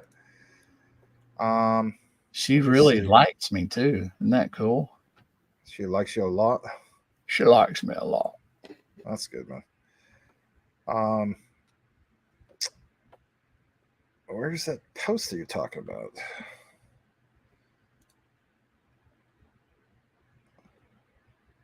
Oh, yeah. All right, let's share this real quick. This is good. Sorry about that, Tim. I didn't see that, man. Yeah, let's go ahead and share this. Here we go. Here's what Tim Shea's talking about. Vitalik Buterin back in April 23rd of 2020, I guess. Or was it April? Sometimes I can't read this right. Might be April 20th of 2023. Who knows? We know sometimes- what might happen when you start reading things wrong. Yeah. Somebody might have something. So Vitalik Buterin of the wonderful Ethereum, oh boy, says BSV does not scale. What a crock, man. Yeah, it's just unbelievable. You think that's not true? No, of course it's not true. Vitalik Buterin, are you kidding me? It definitely scales. I'll say that much. He's a meathead. I mean, for 100,000 TPS and scalability past 1 million, apparently. I mean, that's amazing. So, yeah, he needs to go pick his nose again. I don't know if you've seen those videos of him just picking his nose, and it's disgusting. Anyway. I pick my nose. Yeah, but you don't do it on camera. And you don't. No, I might be caught in the car doing it. You ever be picking your nose and then somebody sees you and they're like, "Oh, dang it." Do I just own it? No, I just go use Kleenex, but okay. It just depends. If I have a good angle on a booger and I'm about to get it out, What the heck? I'm just going to be like, "Hey, oh well, hey, success." You want to really freak somebody out, right? So say, somebody's like, you could be at the stop, right? That's, I'm not saying you do this, but maybe you do it. So you're at a traffic stop, okay? And basically the person's like, ew, what are you doing? And then you keep a serious face, right? And you roll down the window and you act like you're aiming it right at them. I'm just saying, it'd probably be a crazy thing. Yeah, that's pretty disgusting. Anyway. It has to be snot of the right tensile strength. Oh, geez. So that it will release according to, the physics of how hard you flick. Well, at least you get a lot of people laugh about this in the comments. Let's see this. Let's read these real quick. What is this? There was a Seinfeld show that was like that. He was scratching his nose, and then from the angle. I remember when that came out because when I He's was a in hot school, chick. He's like, I was not doing the pick. I was doing the scratch. Yeah, I remember when that episode came out because when I was a little kid in school, all the other kids were trying to do that. Anyway, let's read a few comments before we say goodbye to Will. Corey Bebe, it seems as though Solana has been leading the crypto markets as of late. Max, that's all it says, nothing more. Yeah, no problem. Corbin, I put Max's videos on at night and listen while I cook dinner and eat and get the kids ready for bed. Then me and my girlfriend talk about the evolution of crypto and investments to make. Well, thanks, Corbin. Appreciate that. Cool. A says, hello there, friends. Question about extracting funds after moon. Best way? Maybe not at all. Maybe stake them. Not financial advice, right? Anyway. I can't do that. Yeah. You're going to take such a big hit paying taxes. But you know what I have wondered about? If we went to another country, because if you got that much money, what if you just cashed out a little bit? This is just a question I'm posing. What if you go to another country and cash it out in some form that you could carry, I don't know, cross border or something? I don't know. There might be another way. Of course, if you have a suitcase full of money, that's probably against the law. So I don't know. Yeah. But there may be a way. I think legally the most you could carry with you is 10,000. Anything more than that, it's supposed to be like a felony or something. I don't know, or misdemeanor. I don't know. That's what I heard a long time Take out enough to buy your own jet, hire your own pilot, and then just do trips. Well, if you did one trip on a private plane, you could probably get away with as much money as you wanted. There you go. Be all you can be. Will pop the blue pill. Oh, jeez. All right. Brittany, Mr. Will Fix, your wife is lovely, says Brittany. That was nice of you, Brittany. Well, thank you very much. She is fine as wine. I did get a kick out of that, Tim. Thank you very much for reminding me about that. Boom. Gerald says, good night. Great job, Max and Will. Thank you. Very welcome, Gerald. Thank you for your support, but you're already gone by now. That's okay, too. Doesn't it look like that monkey? Doesn't it look like somebody just snatched like its favorite snack out of its hand or something? Yeah, or he touched a electrical outlet or something because his hair is all standing up. Cool Cat Crypto says, coming from the dude that doesn't know how to scale Ethereum. Yeah, exactly. Exactly. People were laughing about you in your booger comment. Let's welcome Joseph Enrique. Nice fish you got there. And Tim Shea, put the next finger in your Oh, thanks. All right, Milton B boy. Do this and then go. The next finger. I just watched you do that. Anyway. All right, Milton B boy, a good angle. Yes, a good angle. There you go. Will the new Vitalik? I hope not. Shame in the game. Vitalik Buterin of Ethereum. Yeah. All right, Joseph Enrique, XRP Healthcare. What do you guys think? I think it's a big industry. We have talked about it a bit. Yeah. That industry really needs, because they have so many codes. So I'm not sure how that would work. How are they talking about healthcare being involved? Well, they've been talking about this for a while. I mean, even with quant, like you have Gilbert there's Gilbert Verdin. His wife is really heavily involved in the healthcare industry, and healthcare really, really helps, or I should say, distributed ledger technologies and so on really can help the healthcare industry. Think about how long it takes for you just to get medical records and so on. True. Imagine having things be almost instantaneous instead of waiting like over a week or two just to get your healthcare records because of HIPAA laws. They better get Jasmy involved.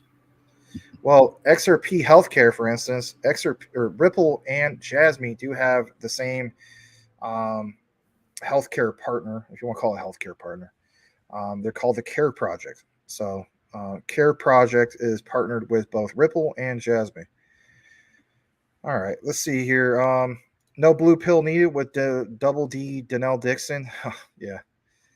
All right. Richie Rich, is Onyx XCN worth buying or stick to Stellar XRP? I can't answer that in regards to XCN. You know, some of you guys have, I don't know if it's Michael Montclair mentioned that, but my thing is I'd rather just stick to XLM and XRP. It might be a good project though. All right, Tim Shea says he has some I have some XRPH, but it's way, way down. Blackwood, missed my show at getting millions of XRPH. Thought it was a scam. All right. Ference, XLM, what's people's price prediction for 2025? How about you? What do you think it would be? I know you have a bunch of Stellar. Yeah, doesn't it seem to follow XRP? So that might be one way to gauge it, kind of like silver and gold. You can almost track one and know where the other one's at. Well, that gets mentioned a lot. Some people, when they do that whole thing of precious metals, and it shows Ripple with gold, Stellar with silver. I think it's XCC with copper. Doesn't necessarily mean it is, but it's a fair comparison. Yeah, just one's lesser value, but it looks like to me lately it moved 10% when XRP moved about 20%, was it? So it moved, give or take, yeah. It might have been around 12%. So it's at a subdued amount. But here's the thing, man. Just with XLM, what is the market cap and coin ratio? Does somebody know that? Type it in. Well, comment. XLM has half the supply of Ripple's XRP. That's one thing I do know off the top of my head. Yeah. Okay, so if it has half, but it's got much, much less market cap, then okay. And so, what about circulating supply? Is that what you were saying, or market cap? I was just saying supply in general. I don't know how much is in the circulating supply. I'll tell you. I will go to Faithful Coinbase, which I do not care for. But while you're pulling that up, I want to find some more. 12 cents. That rocks. Okay, here it is. Market cap is 3.4 billion. Circulating supply is 27.9 billion. That's 56% of the total supply. So, wow, that's not a lot. Well, they also are faster and will do cross-border transactions. So based on their market cap, what it is now, the multiple, if they just get a few contracts with, I don't know, banks or something, that's going to be a huge move. Yeah, it's half the coin and a tenth of the market cap. So that's probably about the same. So that ratio, yeah, the affected difference of Stellar would be greater. In other words, if a bank with a $500 million or $500 billion of transactions went with Ripple, it's going to make a few pennies. If it goes with Stellar, it's going to make a lot more than a few pennies. So I think it stands to reason that they'll probably land some giant contracts and take a big move. You know, Will, one thing that I always found to be kind of odd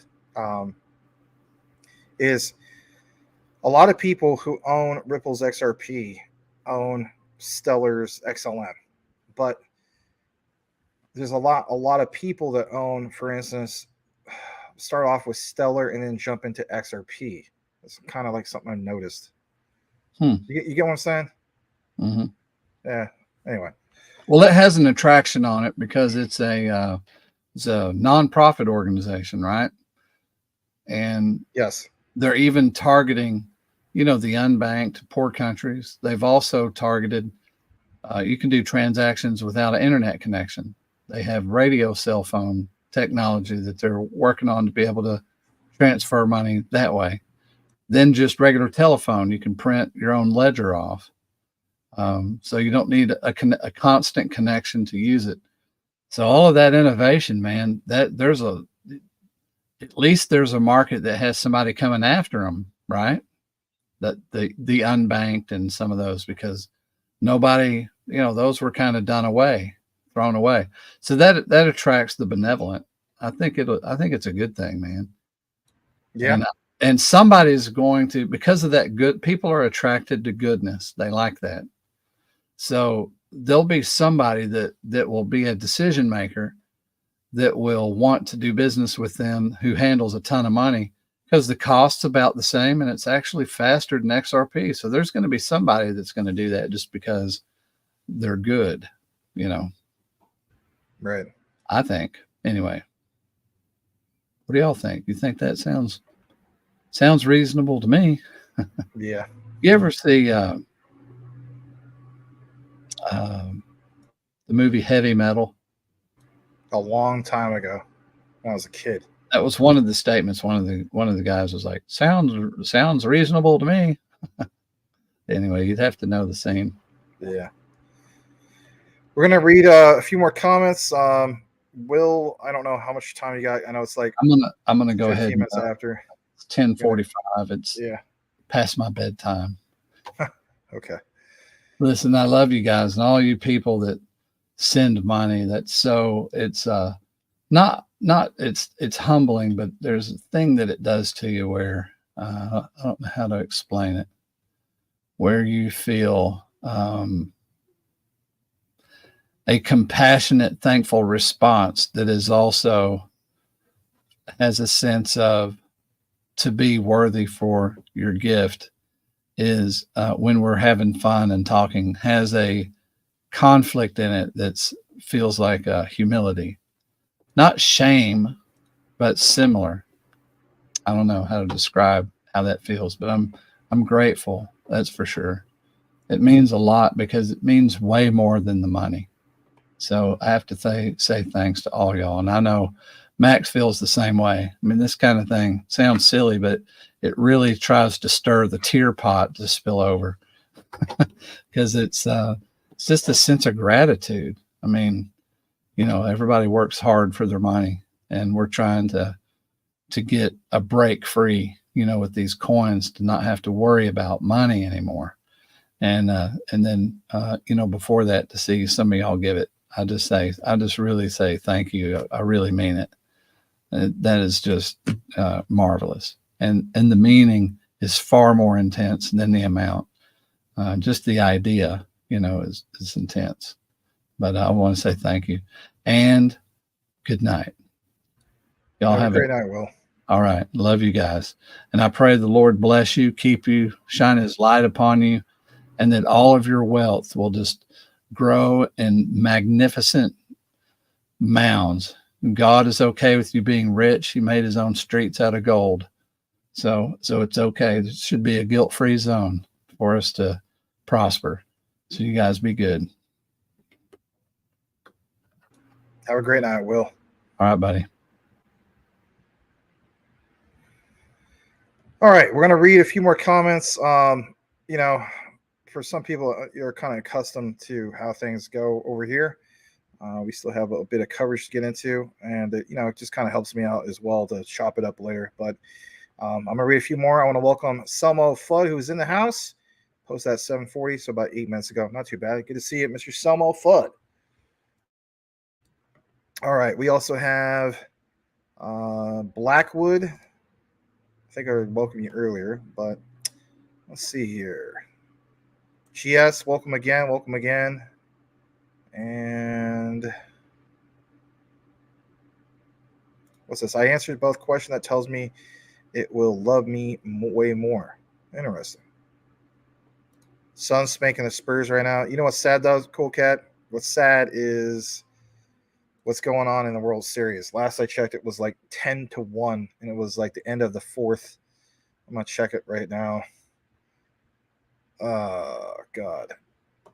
Yeah. I guess it's bottom of the eighth, 11-1. Yeah, that's pretty much it in the bag. Jeez, that's gonna be a hard uphill battle for Arizona. 3-1, pretty much. All right, let's see here. Corey Bibe, I'd love to see that boom. I'm going to be more conservative and say $3 stellar. I'm being safe. That would be about 28. All right, let's read this from Ference. In my opinion, I think 2025 stellar can get to $5, 20, 30, 25 bucks and so on. You got to wait that long, huh?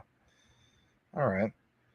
Devon, welcome back. I have read from different sources Stellar XLM should give or take 40% of the XRP price. Yeah, that's the way I look at it, honestly. I know we have crazy price predictions and so on, like, you know, at some point in the future. You know, it's like I look at like if XRP goes to like $10,000, I'm looking at like Stellar has to be like 6,500 or 6,000 or something. Anyway. All right, let's see here. Let's read a few more. Glitch in the Matrix, welcome back. Good to see you, man. Good to see you. Yvonne says, great show, guys. You compliment each other so well. Make an awesome team. Thank you. Appreciate that. All right. All right, so what we're going to do now is for those who are interested in it, we still have some more coverage for you guys.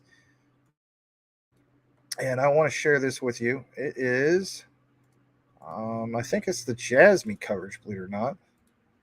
So let me see about pulling this. No, it's not. It's the Hbar coverage. So let's get into some Hbar. Hedera. It's been a while since we got into some Hedera for you.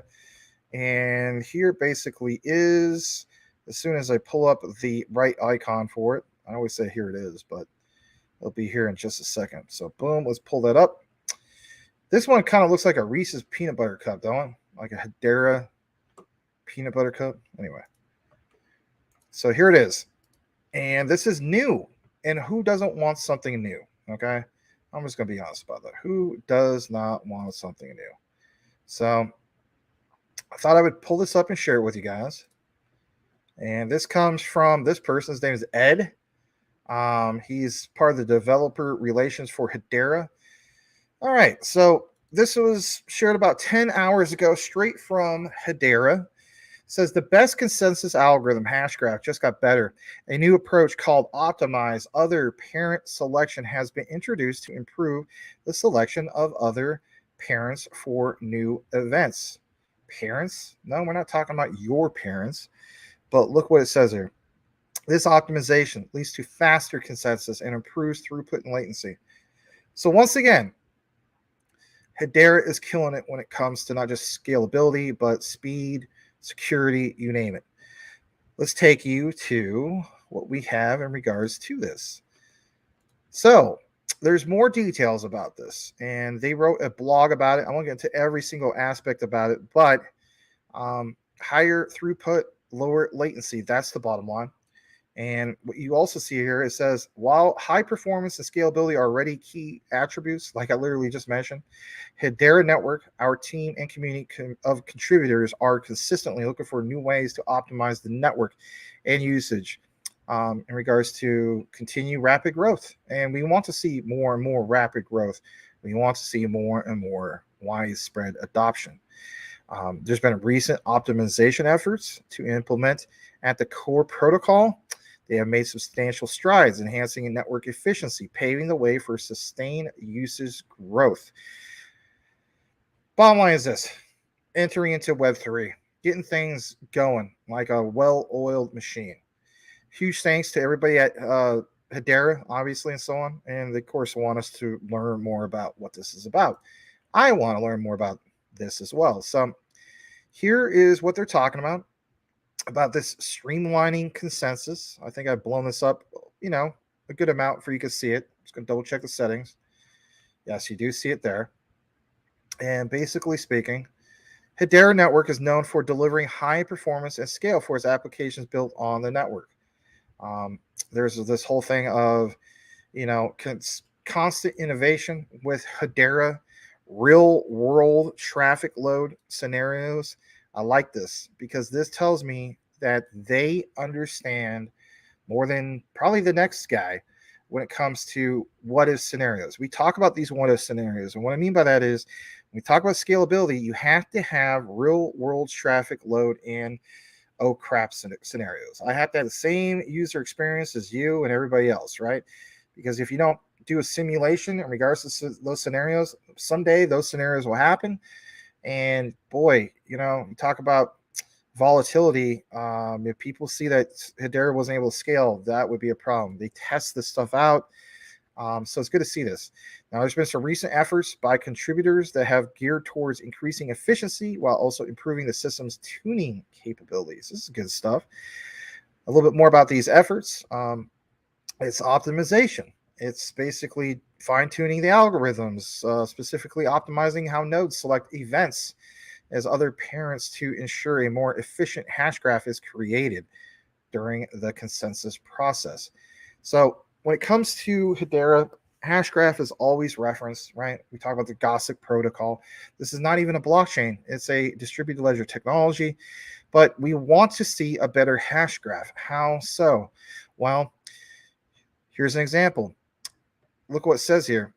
Each node on the network exchanges informational events that contain transactions. Nodes exchange events to achieve consensus on the ordering and timestamping of transactions contained within the events. It's educating us that events are linked together, and this is where they get the term of the parenting. If you're wondering, why did you mention that, Max? Because it forms a parent-child relationship. That's where they get that from. Basically, is when a node creates a new event, it selects other events to be the parents of the new event. One self-parent, for example, the last event node created, other parent event recently created on a different node. Now, some of this sounds very Greek to some people, maybe sounds boring, maybe it sounds too much of a nerd talk, but your key takeaway would be it's Hedera creating more and more innovation and expanding to have a broader reach, right? That's always a good thing. Talks more about this parents thing, which sounds crazy. Determines the topology of the hash graph. Choosing good parent results in a graph that has a shape that leads to faster consensus. Making a poor choice in the percentage can lead to a graph which results in slower consensus. At the end of the day, we want higher, more efficient consensus. Yeah, keep in mind, Hedera is a consensus algorithm with the Gossip protocol. This is possible that poorly selected parents could create a new event that does nothing to advance consensus, which is, of course, a missed opportunity. But to ensure efficiency, Hedera has this thing in which these nodes can choose other parents, if you will, in a manner that fosters a good hash graph. Don't you think it's kind of funny how you have all these weird terms with Hedera? You have the Gossip protocol and, how gossip can spread. You have this, example in regards to parents that foster good hash graphs. It's just in reality, it's all in layman's terms. And I think, Dr. Lehman Baird wants it to be just as so, for we can all understand it. Is that such a bad thing? I don't think so. This blog introduces a newly implemented approach to select other parent and other hashgraph performance significantly, excuse me.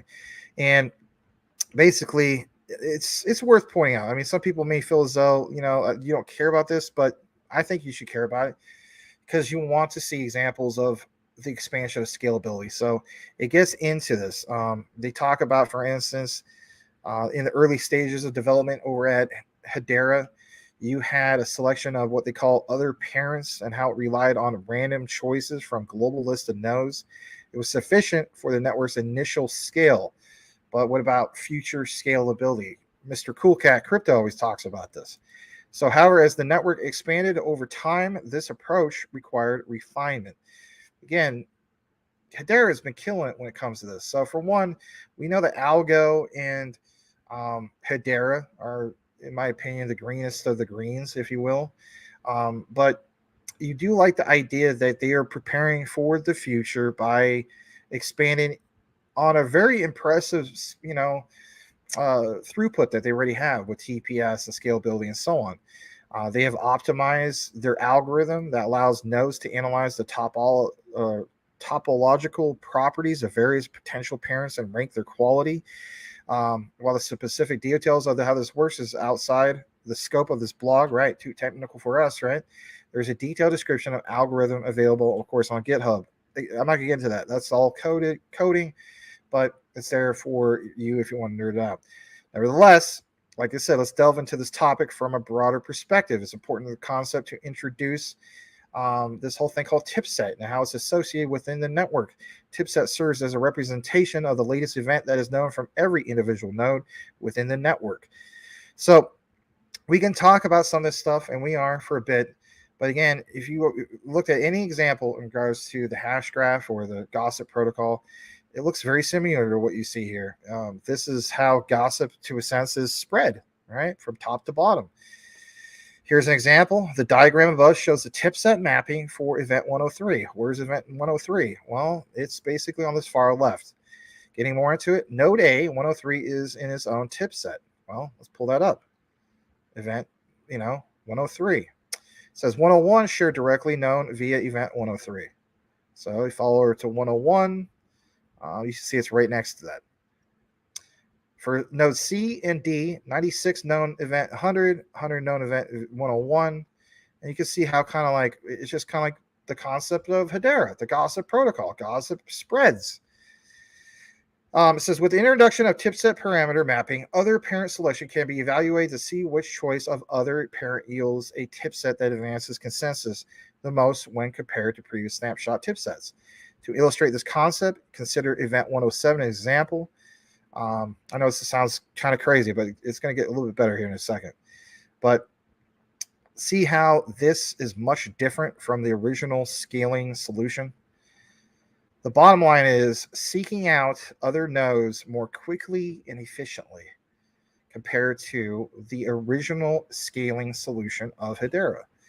I mean, it may seem like it's kind of hard to follow, but when you see the next breakdown, I didn't mean to zoom in that much, you can have an idea of how that basically works. All right. I had to zoom in a little bit more. From the 4 options listed, we can calculate an advancement from each option. The advancement count is the number of events that will become part of the tipset if selected as the other parent.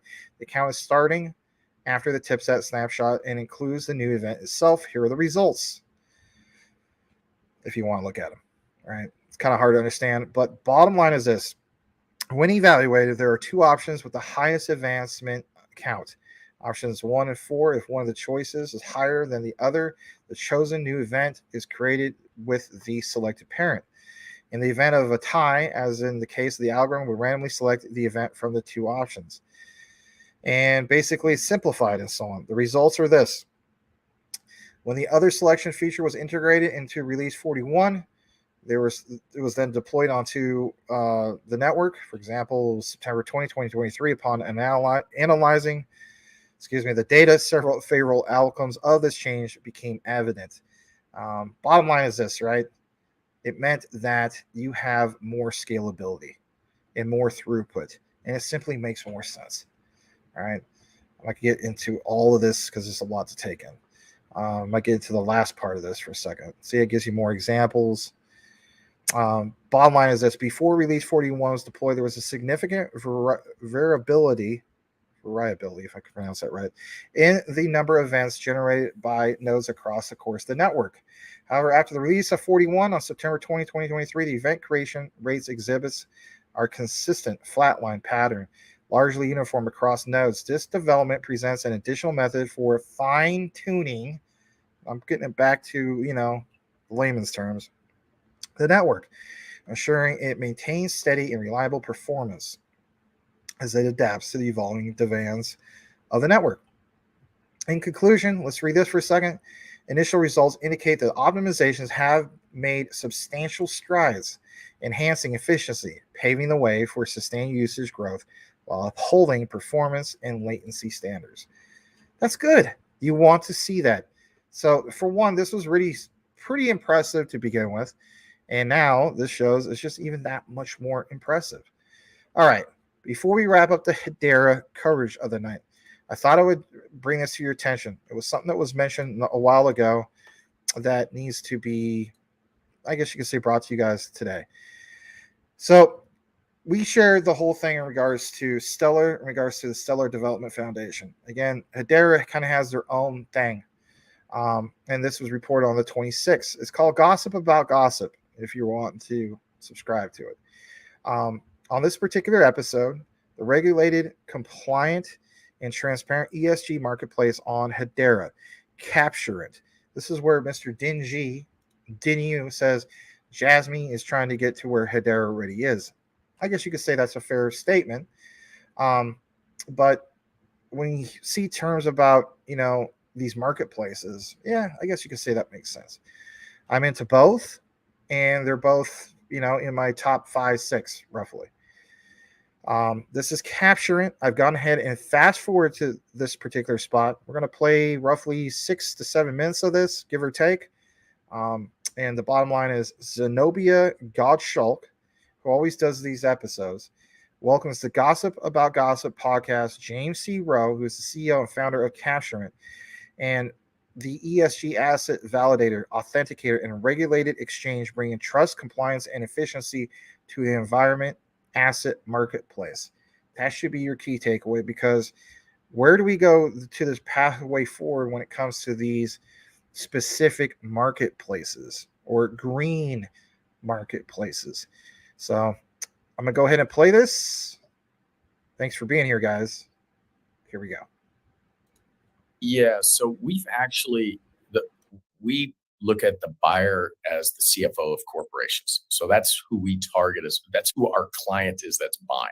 Now on the selling side, what we've done that's been different than many of the other groups in the carbon credit, I'm going to just keep it to carbon credits here for a minute, is that most of them have come from the nature-based world, reforestation, forestration projects, whatever that happened to be. So something that grows. We're based in Houston. Many of our team members are oil and gas or energy or power or investment bankers or whatever it happened to be in a number of those areas, be it petrochemicals, mining, oil and gas, power. So what we've done is actually focused more of our efforts on those kind of, I call them the 4 uglies, right? And if you look at the 4 uglies, we're right here in, River City, as I always like to say, where it all happens. So that's been our focus, is to focus on those harsh industries. And in that, the beauty of that, if there can be a beauty, the beauty of that is actually all of those are very mathematical. They're very scientific based. So when we actually can issue a credit, we stand with really good scientific backgrounds, methodologies that can be proven. Whereas on the nature-based side, there's the range of potential problems is very great, but when you're doing something in the hydrocarbon base or anything, when it's a hard science, you have a much narrower range, which should give comfort to buyers, the people that are actually looking to do offsets and other things. Right. And so, you mentioned that you have built other exchanges and you're running other exchanges. Why did you need DLT as part of the the workflow for this exchange? Well, I believe every exchange should have some form or fashion, either DLT blockchain in its process to give comfort and provenance. The other thing for me is that on some of our other activities, on our private placements exchange, for example, it helps me when I get examinations and audits by the regulators, be it FINRA or the SEC. I can go and it's much easier having that process in place, and that just helps. Now, and then on the carbon credit side, it's even more important because there's so many different factors that go into capturing everything that's gone. I mean, what's the history of those credits is a lot different than what you would do in a securities offering, right? In a security offer, it's a little bit more static.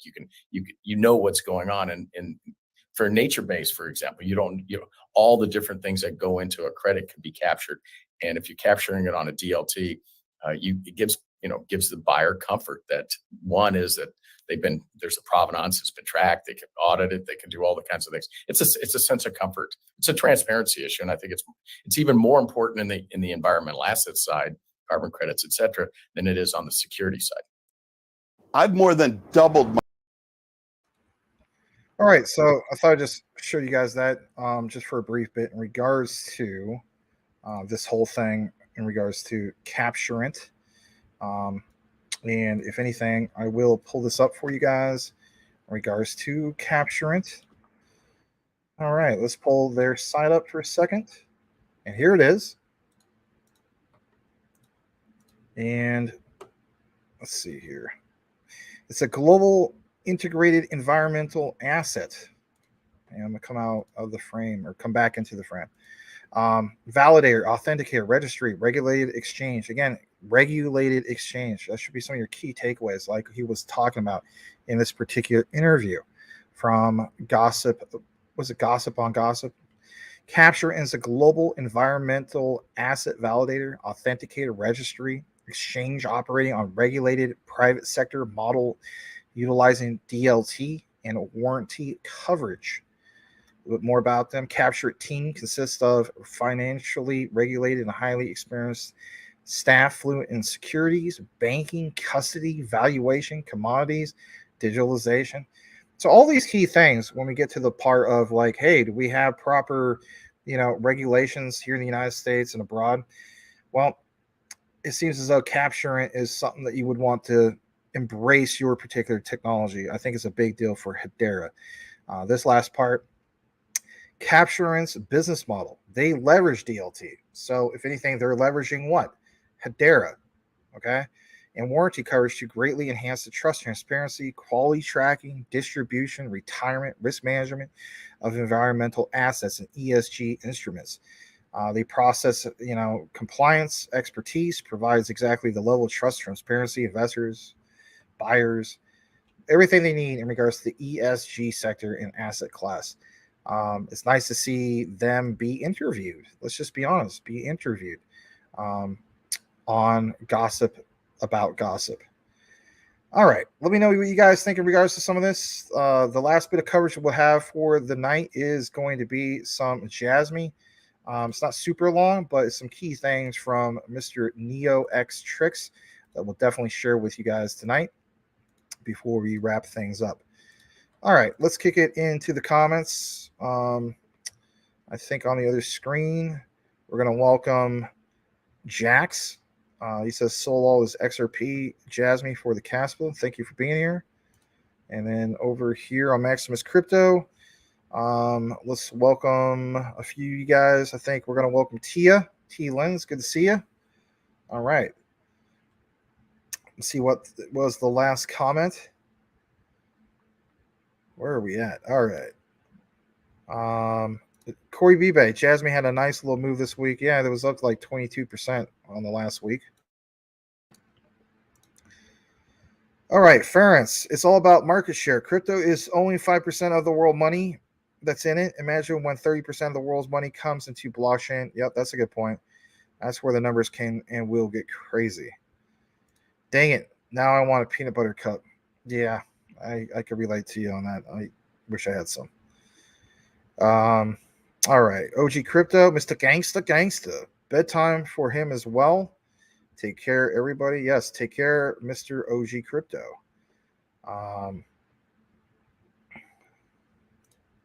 We had some Reese's, then you ate them all. Is that what happened? All right, Blackwood. My favorite Reese's is a peanut butter cup lover, but I haven't seen it in a while. Huh. All right. Yeah, my favorite is Reese's peanut butter cup. Even from Dairy Queen, I like the Reese's peanut butter cup. It's good stuff.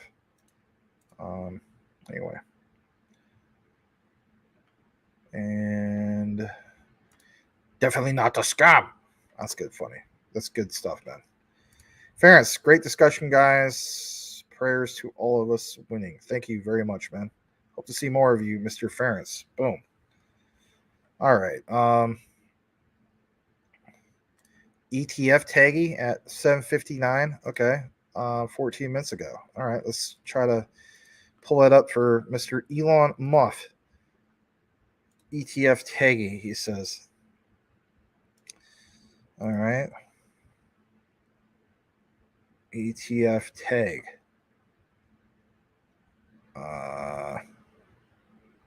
I am not seeing Jack Diddley squat. Huh.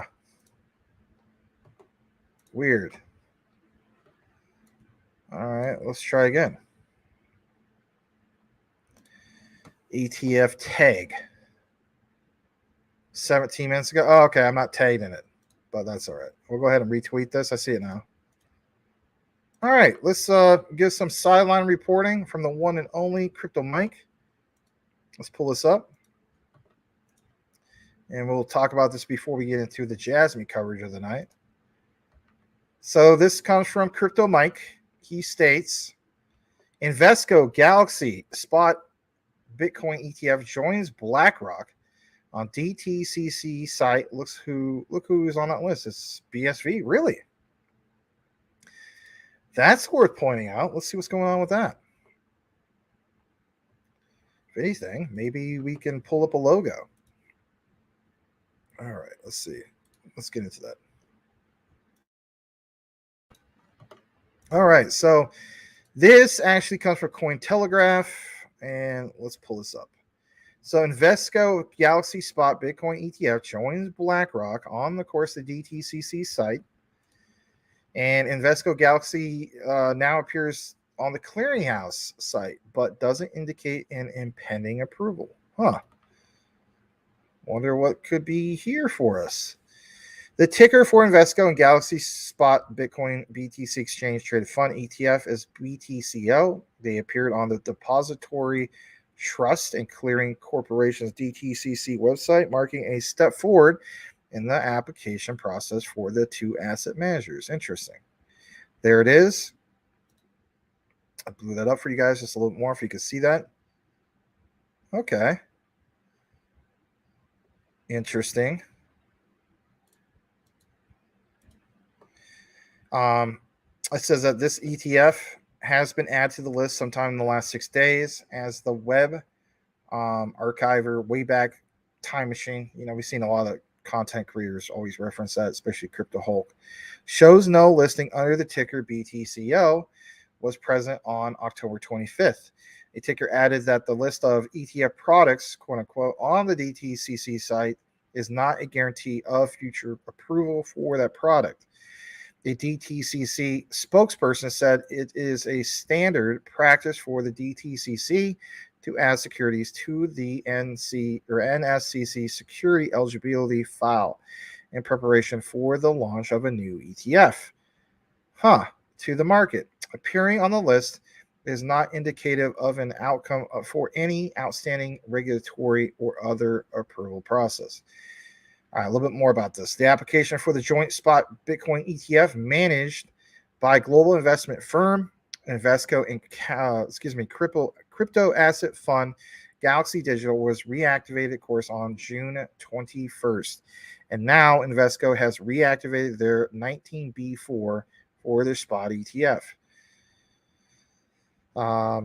There's just a little bit more about this. I'll read this last part. The move to relodge the application with the Securities and Exchange Commission came amid a tidal wave of similar filings for Bitcoin ETF products brought about investment giant course, BlackRock lodging its landmark application for a spot Bitcoin ETF on June 15th. All right. Well, glad to share it. Thank you, Crypto Mike. All right. For the last bit of coverage, we'll read the comments and then kick it into the Jasmy segment. Let's see here. Boomer Half and says my favorite shopping days, Black Friday and the day after any holiday. Elon Musk said Rio had another killer day. Did it? Let me see. Let's look that up for a second. Relio. RIO. Let's see. I'll load up my watch list.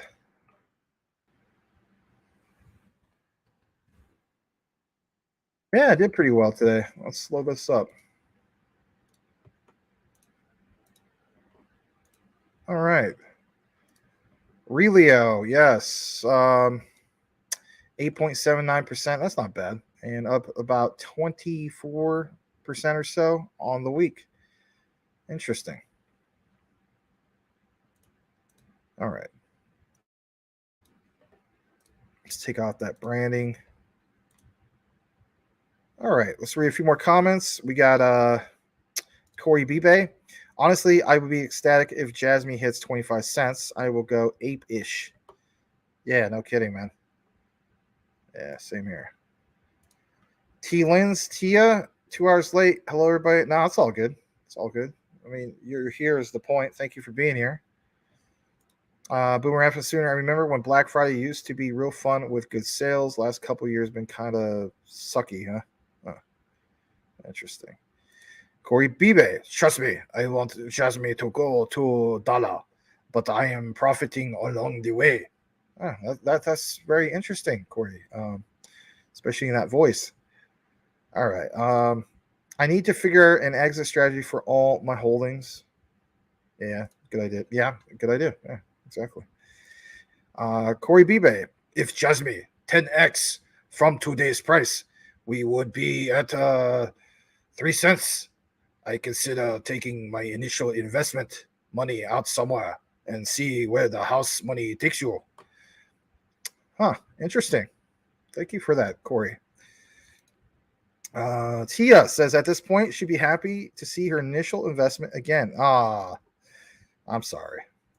All right. I found out today that there is a Tia coin. Oh, does it have any utility or is it a meme token? Hey, welcome back, HTN. Good to see you. Thank you for being here. Cool Cat Crypto, they have BSV on there because they know it's the only one that works. Interesting. Look at the BSV on the list by BSVO. On that list. Ooh. Let me see if I can pull up that list. I think I see what you're talking about. Yeah, I can pull that list up again. Lionel Richie. All right, hold on a second. All right. Oh, there it is. Yeah. Then there's BSV right up above it. Vanguard. Interesting. BSVO. Nice. Well, my bad. My bad. Thank you for pointing that out. All right. Everybody saying hello to HTN. God bless Mr. William. And God bless Mr. Max. Thanks, Peaceful Spirit. Appreciate that. God bless you too. We're going to see what your avatar looks like. It is, I don't know, strawberries, ice cream or something like that. I don't know. Looks pretty good though. Looks pretty good. HTN, I always miss your live stream. Children take all my evening time. Yeah, I hear you on that. But you know what? It's always good to, I guess, be blessed with some children. You know? I don't know. Anyway. Cool Cat Crypto. They all love. Okay. BSV, they just can't say it out loud. Seems to be that way, my friend. All right. All right. We're going to get to the last bit of coverage that we have tonight. I do appreciate you guys who are left that are here. We still have 34 on Maximus Crypto, and we have 23 over on Will Fix the side of things. Thank you for being here. And let's just go ahead and pull that up. All right. Let's get that branding going on. Boom. Hopefully you like the Halloween theme, the floating head. And to bring your own DeFi, right? Yes. Absolutely. All right. Yes, I have a green screen shirt on. That's how it works. All right. So what does this say real quick? It's Celestia. Just airdrops something about modular era. Oh. Freaking Rangers better not blow this. They're going to blow it. No, okay. Corey B. Max, I'm talking to myself right now, and I don't sound like that. Scam. Yeah, I know. I'm sure you don't sound like that. HTN, did you know that my wallet was hacked and all my Jasmy was gone a few months back? Oh, no. Well, are you willing to share how that happened?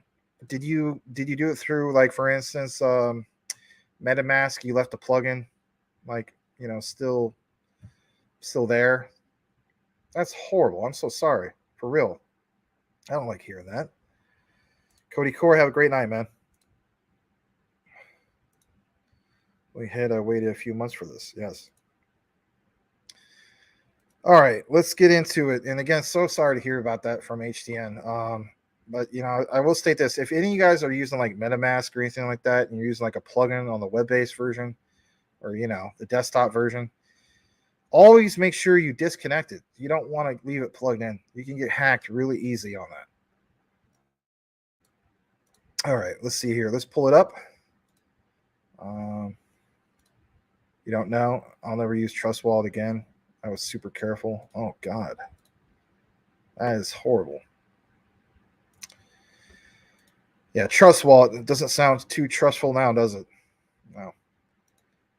All right, let's pull this up, guys. That's horrible news. So sorry. All right, so I got to get this primed and ready for you guys. There we go. All right, so it's from Neo X Tricks again.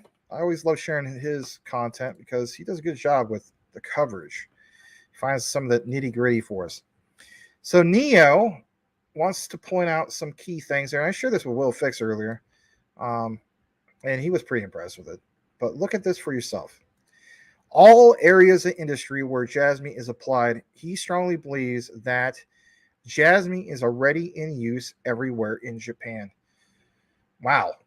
But due to corporate confidentiality, we won't know a lot of things at the moment before the deployment of the platform is optimal.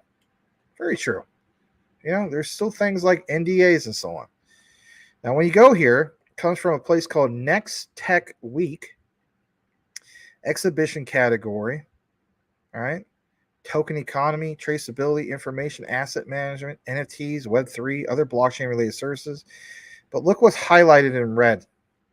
Industries that can be supported: manufacturing industry, automobiles, electronics, food, etc. You got to reference the automobiles, especially in the future and so on. The whole thing with WITS, for instance, with like Toyota. How about, for instance, Sony with, the whole thing of Honda. We talked about that as well. Finance, securities, insurance, medical, welfare, healthcare. I mean, obviously, care project. Drug discovery, material development, retail distribution, EC call center. Obviously, call center would be Transcosmos. Logistics, social infrastructure, transportation, energy.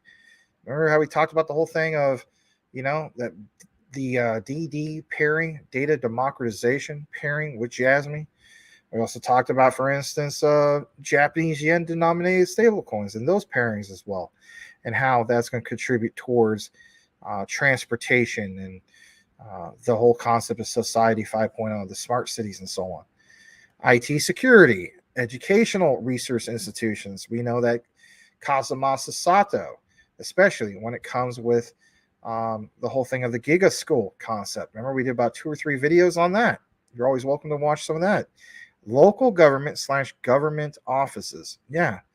We talked about how Jasmy has that plug to the local government.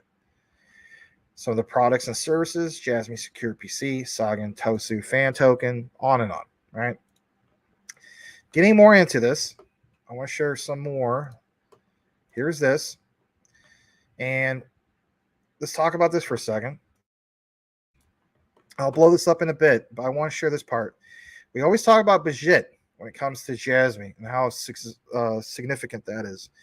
So budget, Kazumasa Sato, CEO, also Jasmy, plays a crucial role within the Jasmy project, right?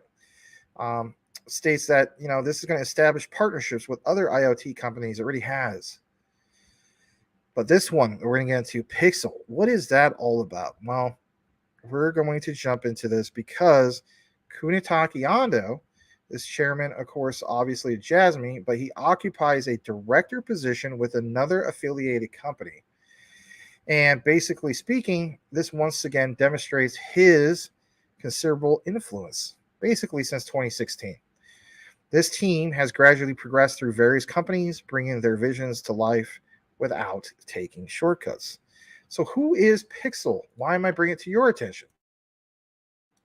Well, here's why. And let's just go ahead and share this. So this is nice and big for you. You should see it on the screen. This, of course, was taken from February 14th, 2017. Company name, Pixel Companies Limited. Representative, Director, President Hiroaki,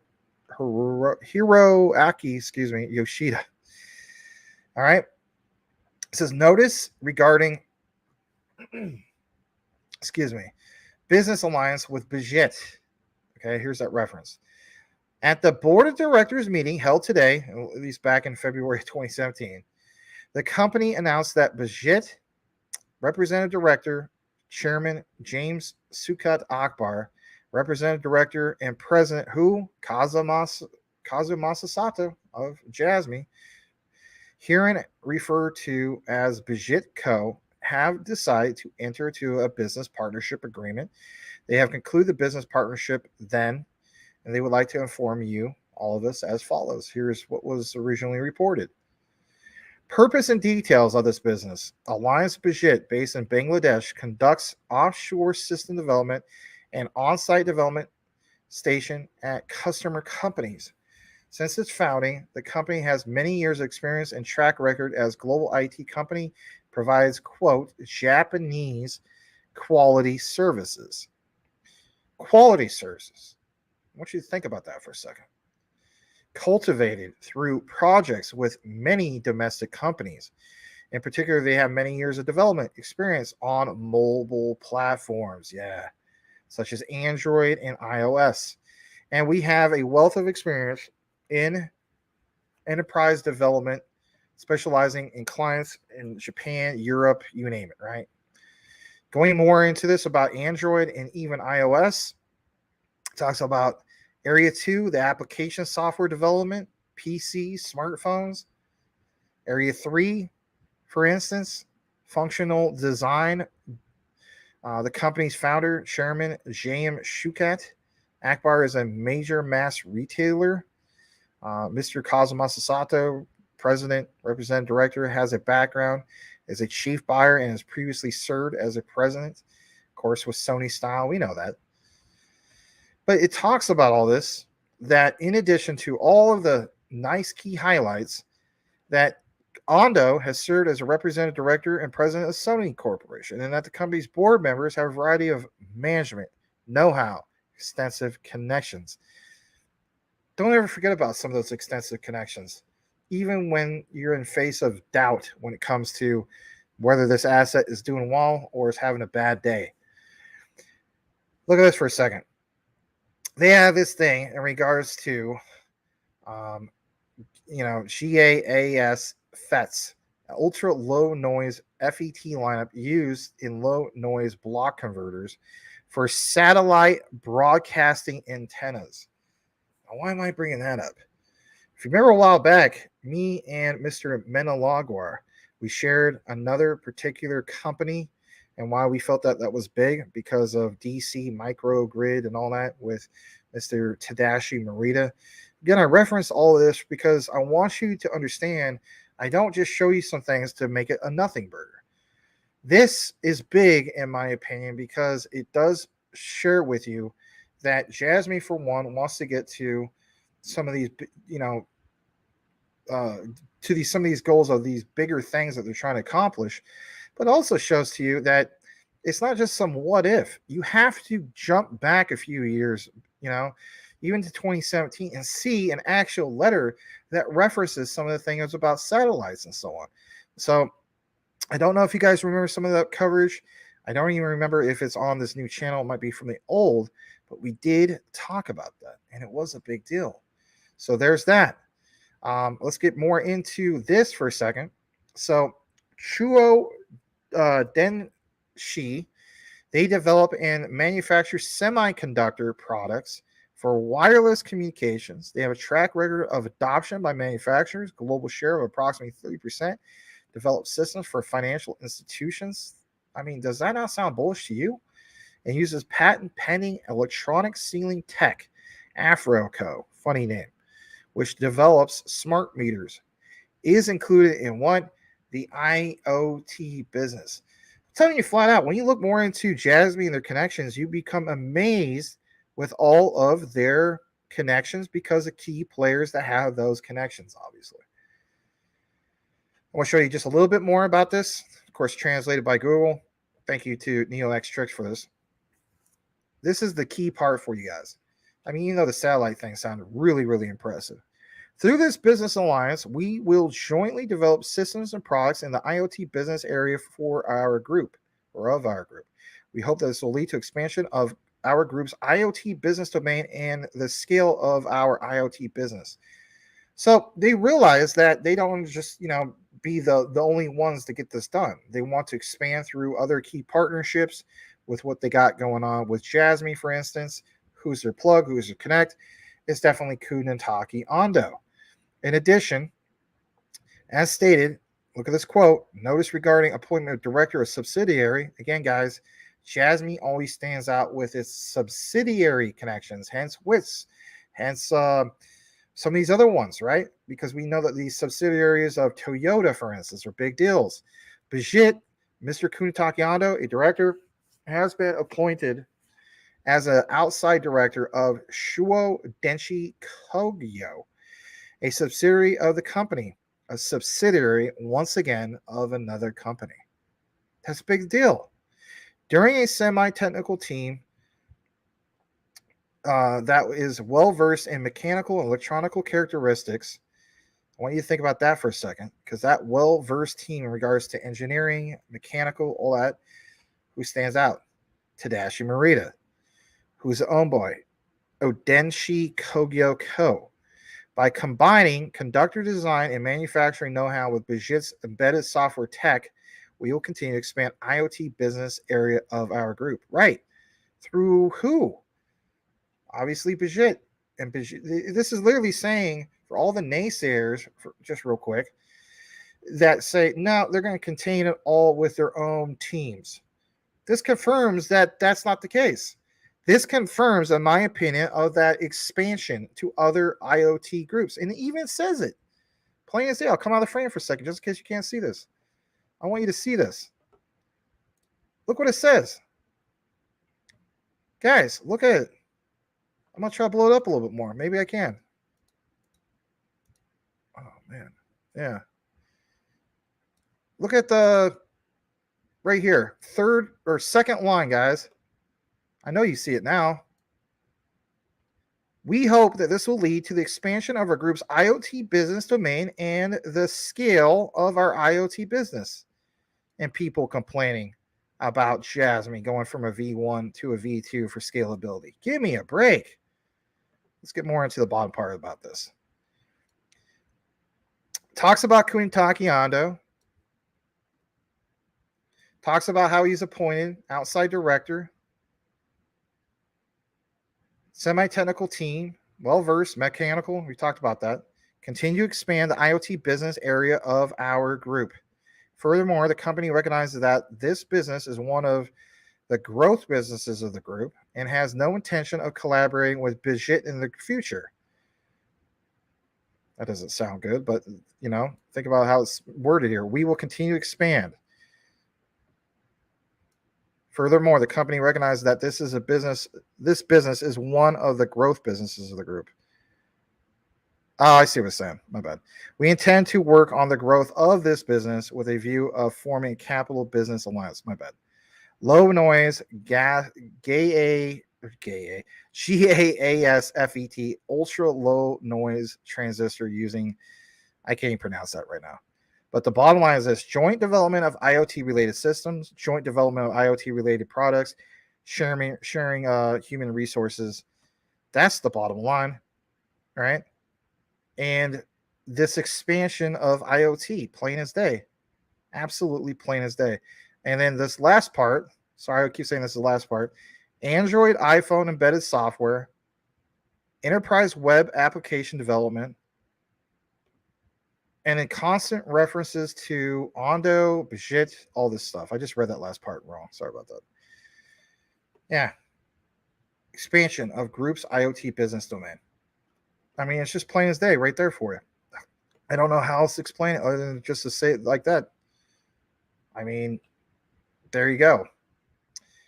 With that said, that's going to conclude our Jasmy coverage. Let me know, us, if you want to say us, know how you feel about this. I think it's pretty big because it confirms that it's not contained to one area. You know, you're going to see other examples where Jasmy teams up with other, IoT companies and so on. Why is that? Because it's not one key group or key company trying to get one job done. They all have one goal in common, and it's Society 5.0. There you have it. Let's read the last bit of comments, and let's see here. This comes from Boomer After Sooner. Yeah, I mean, that's a given. I mean, that lead was 11-1.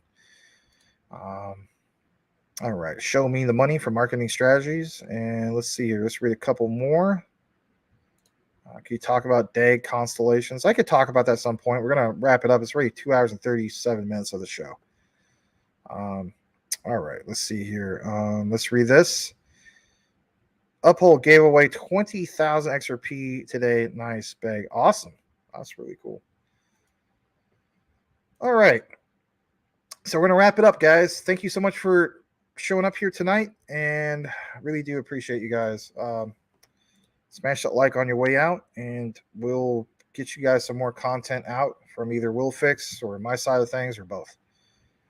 Happy Halloween to you guys, and for some of you guys, it's already November 1st.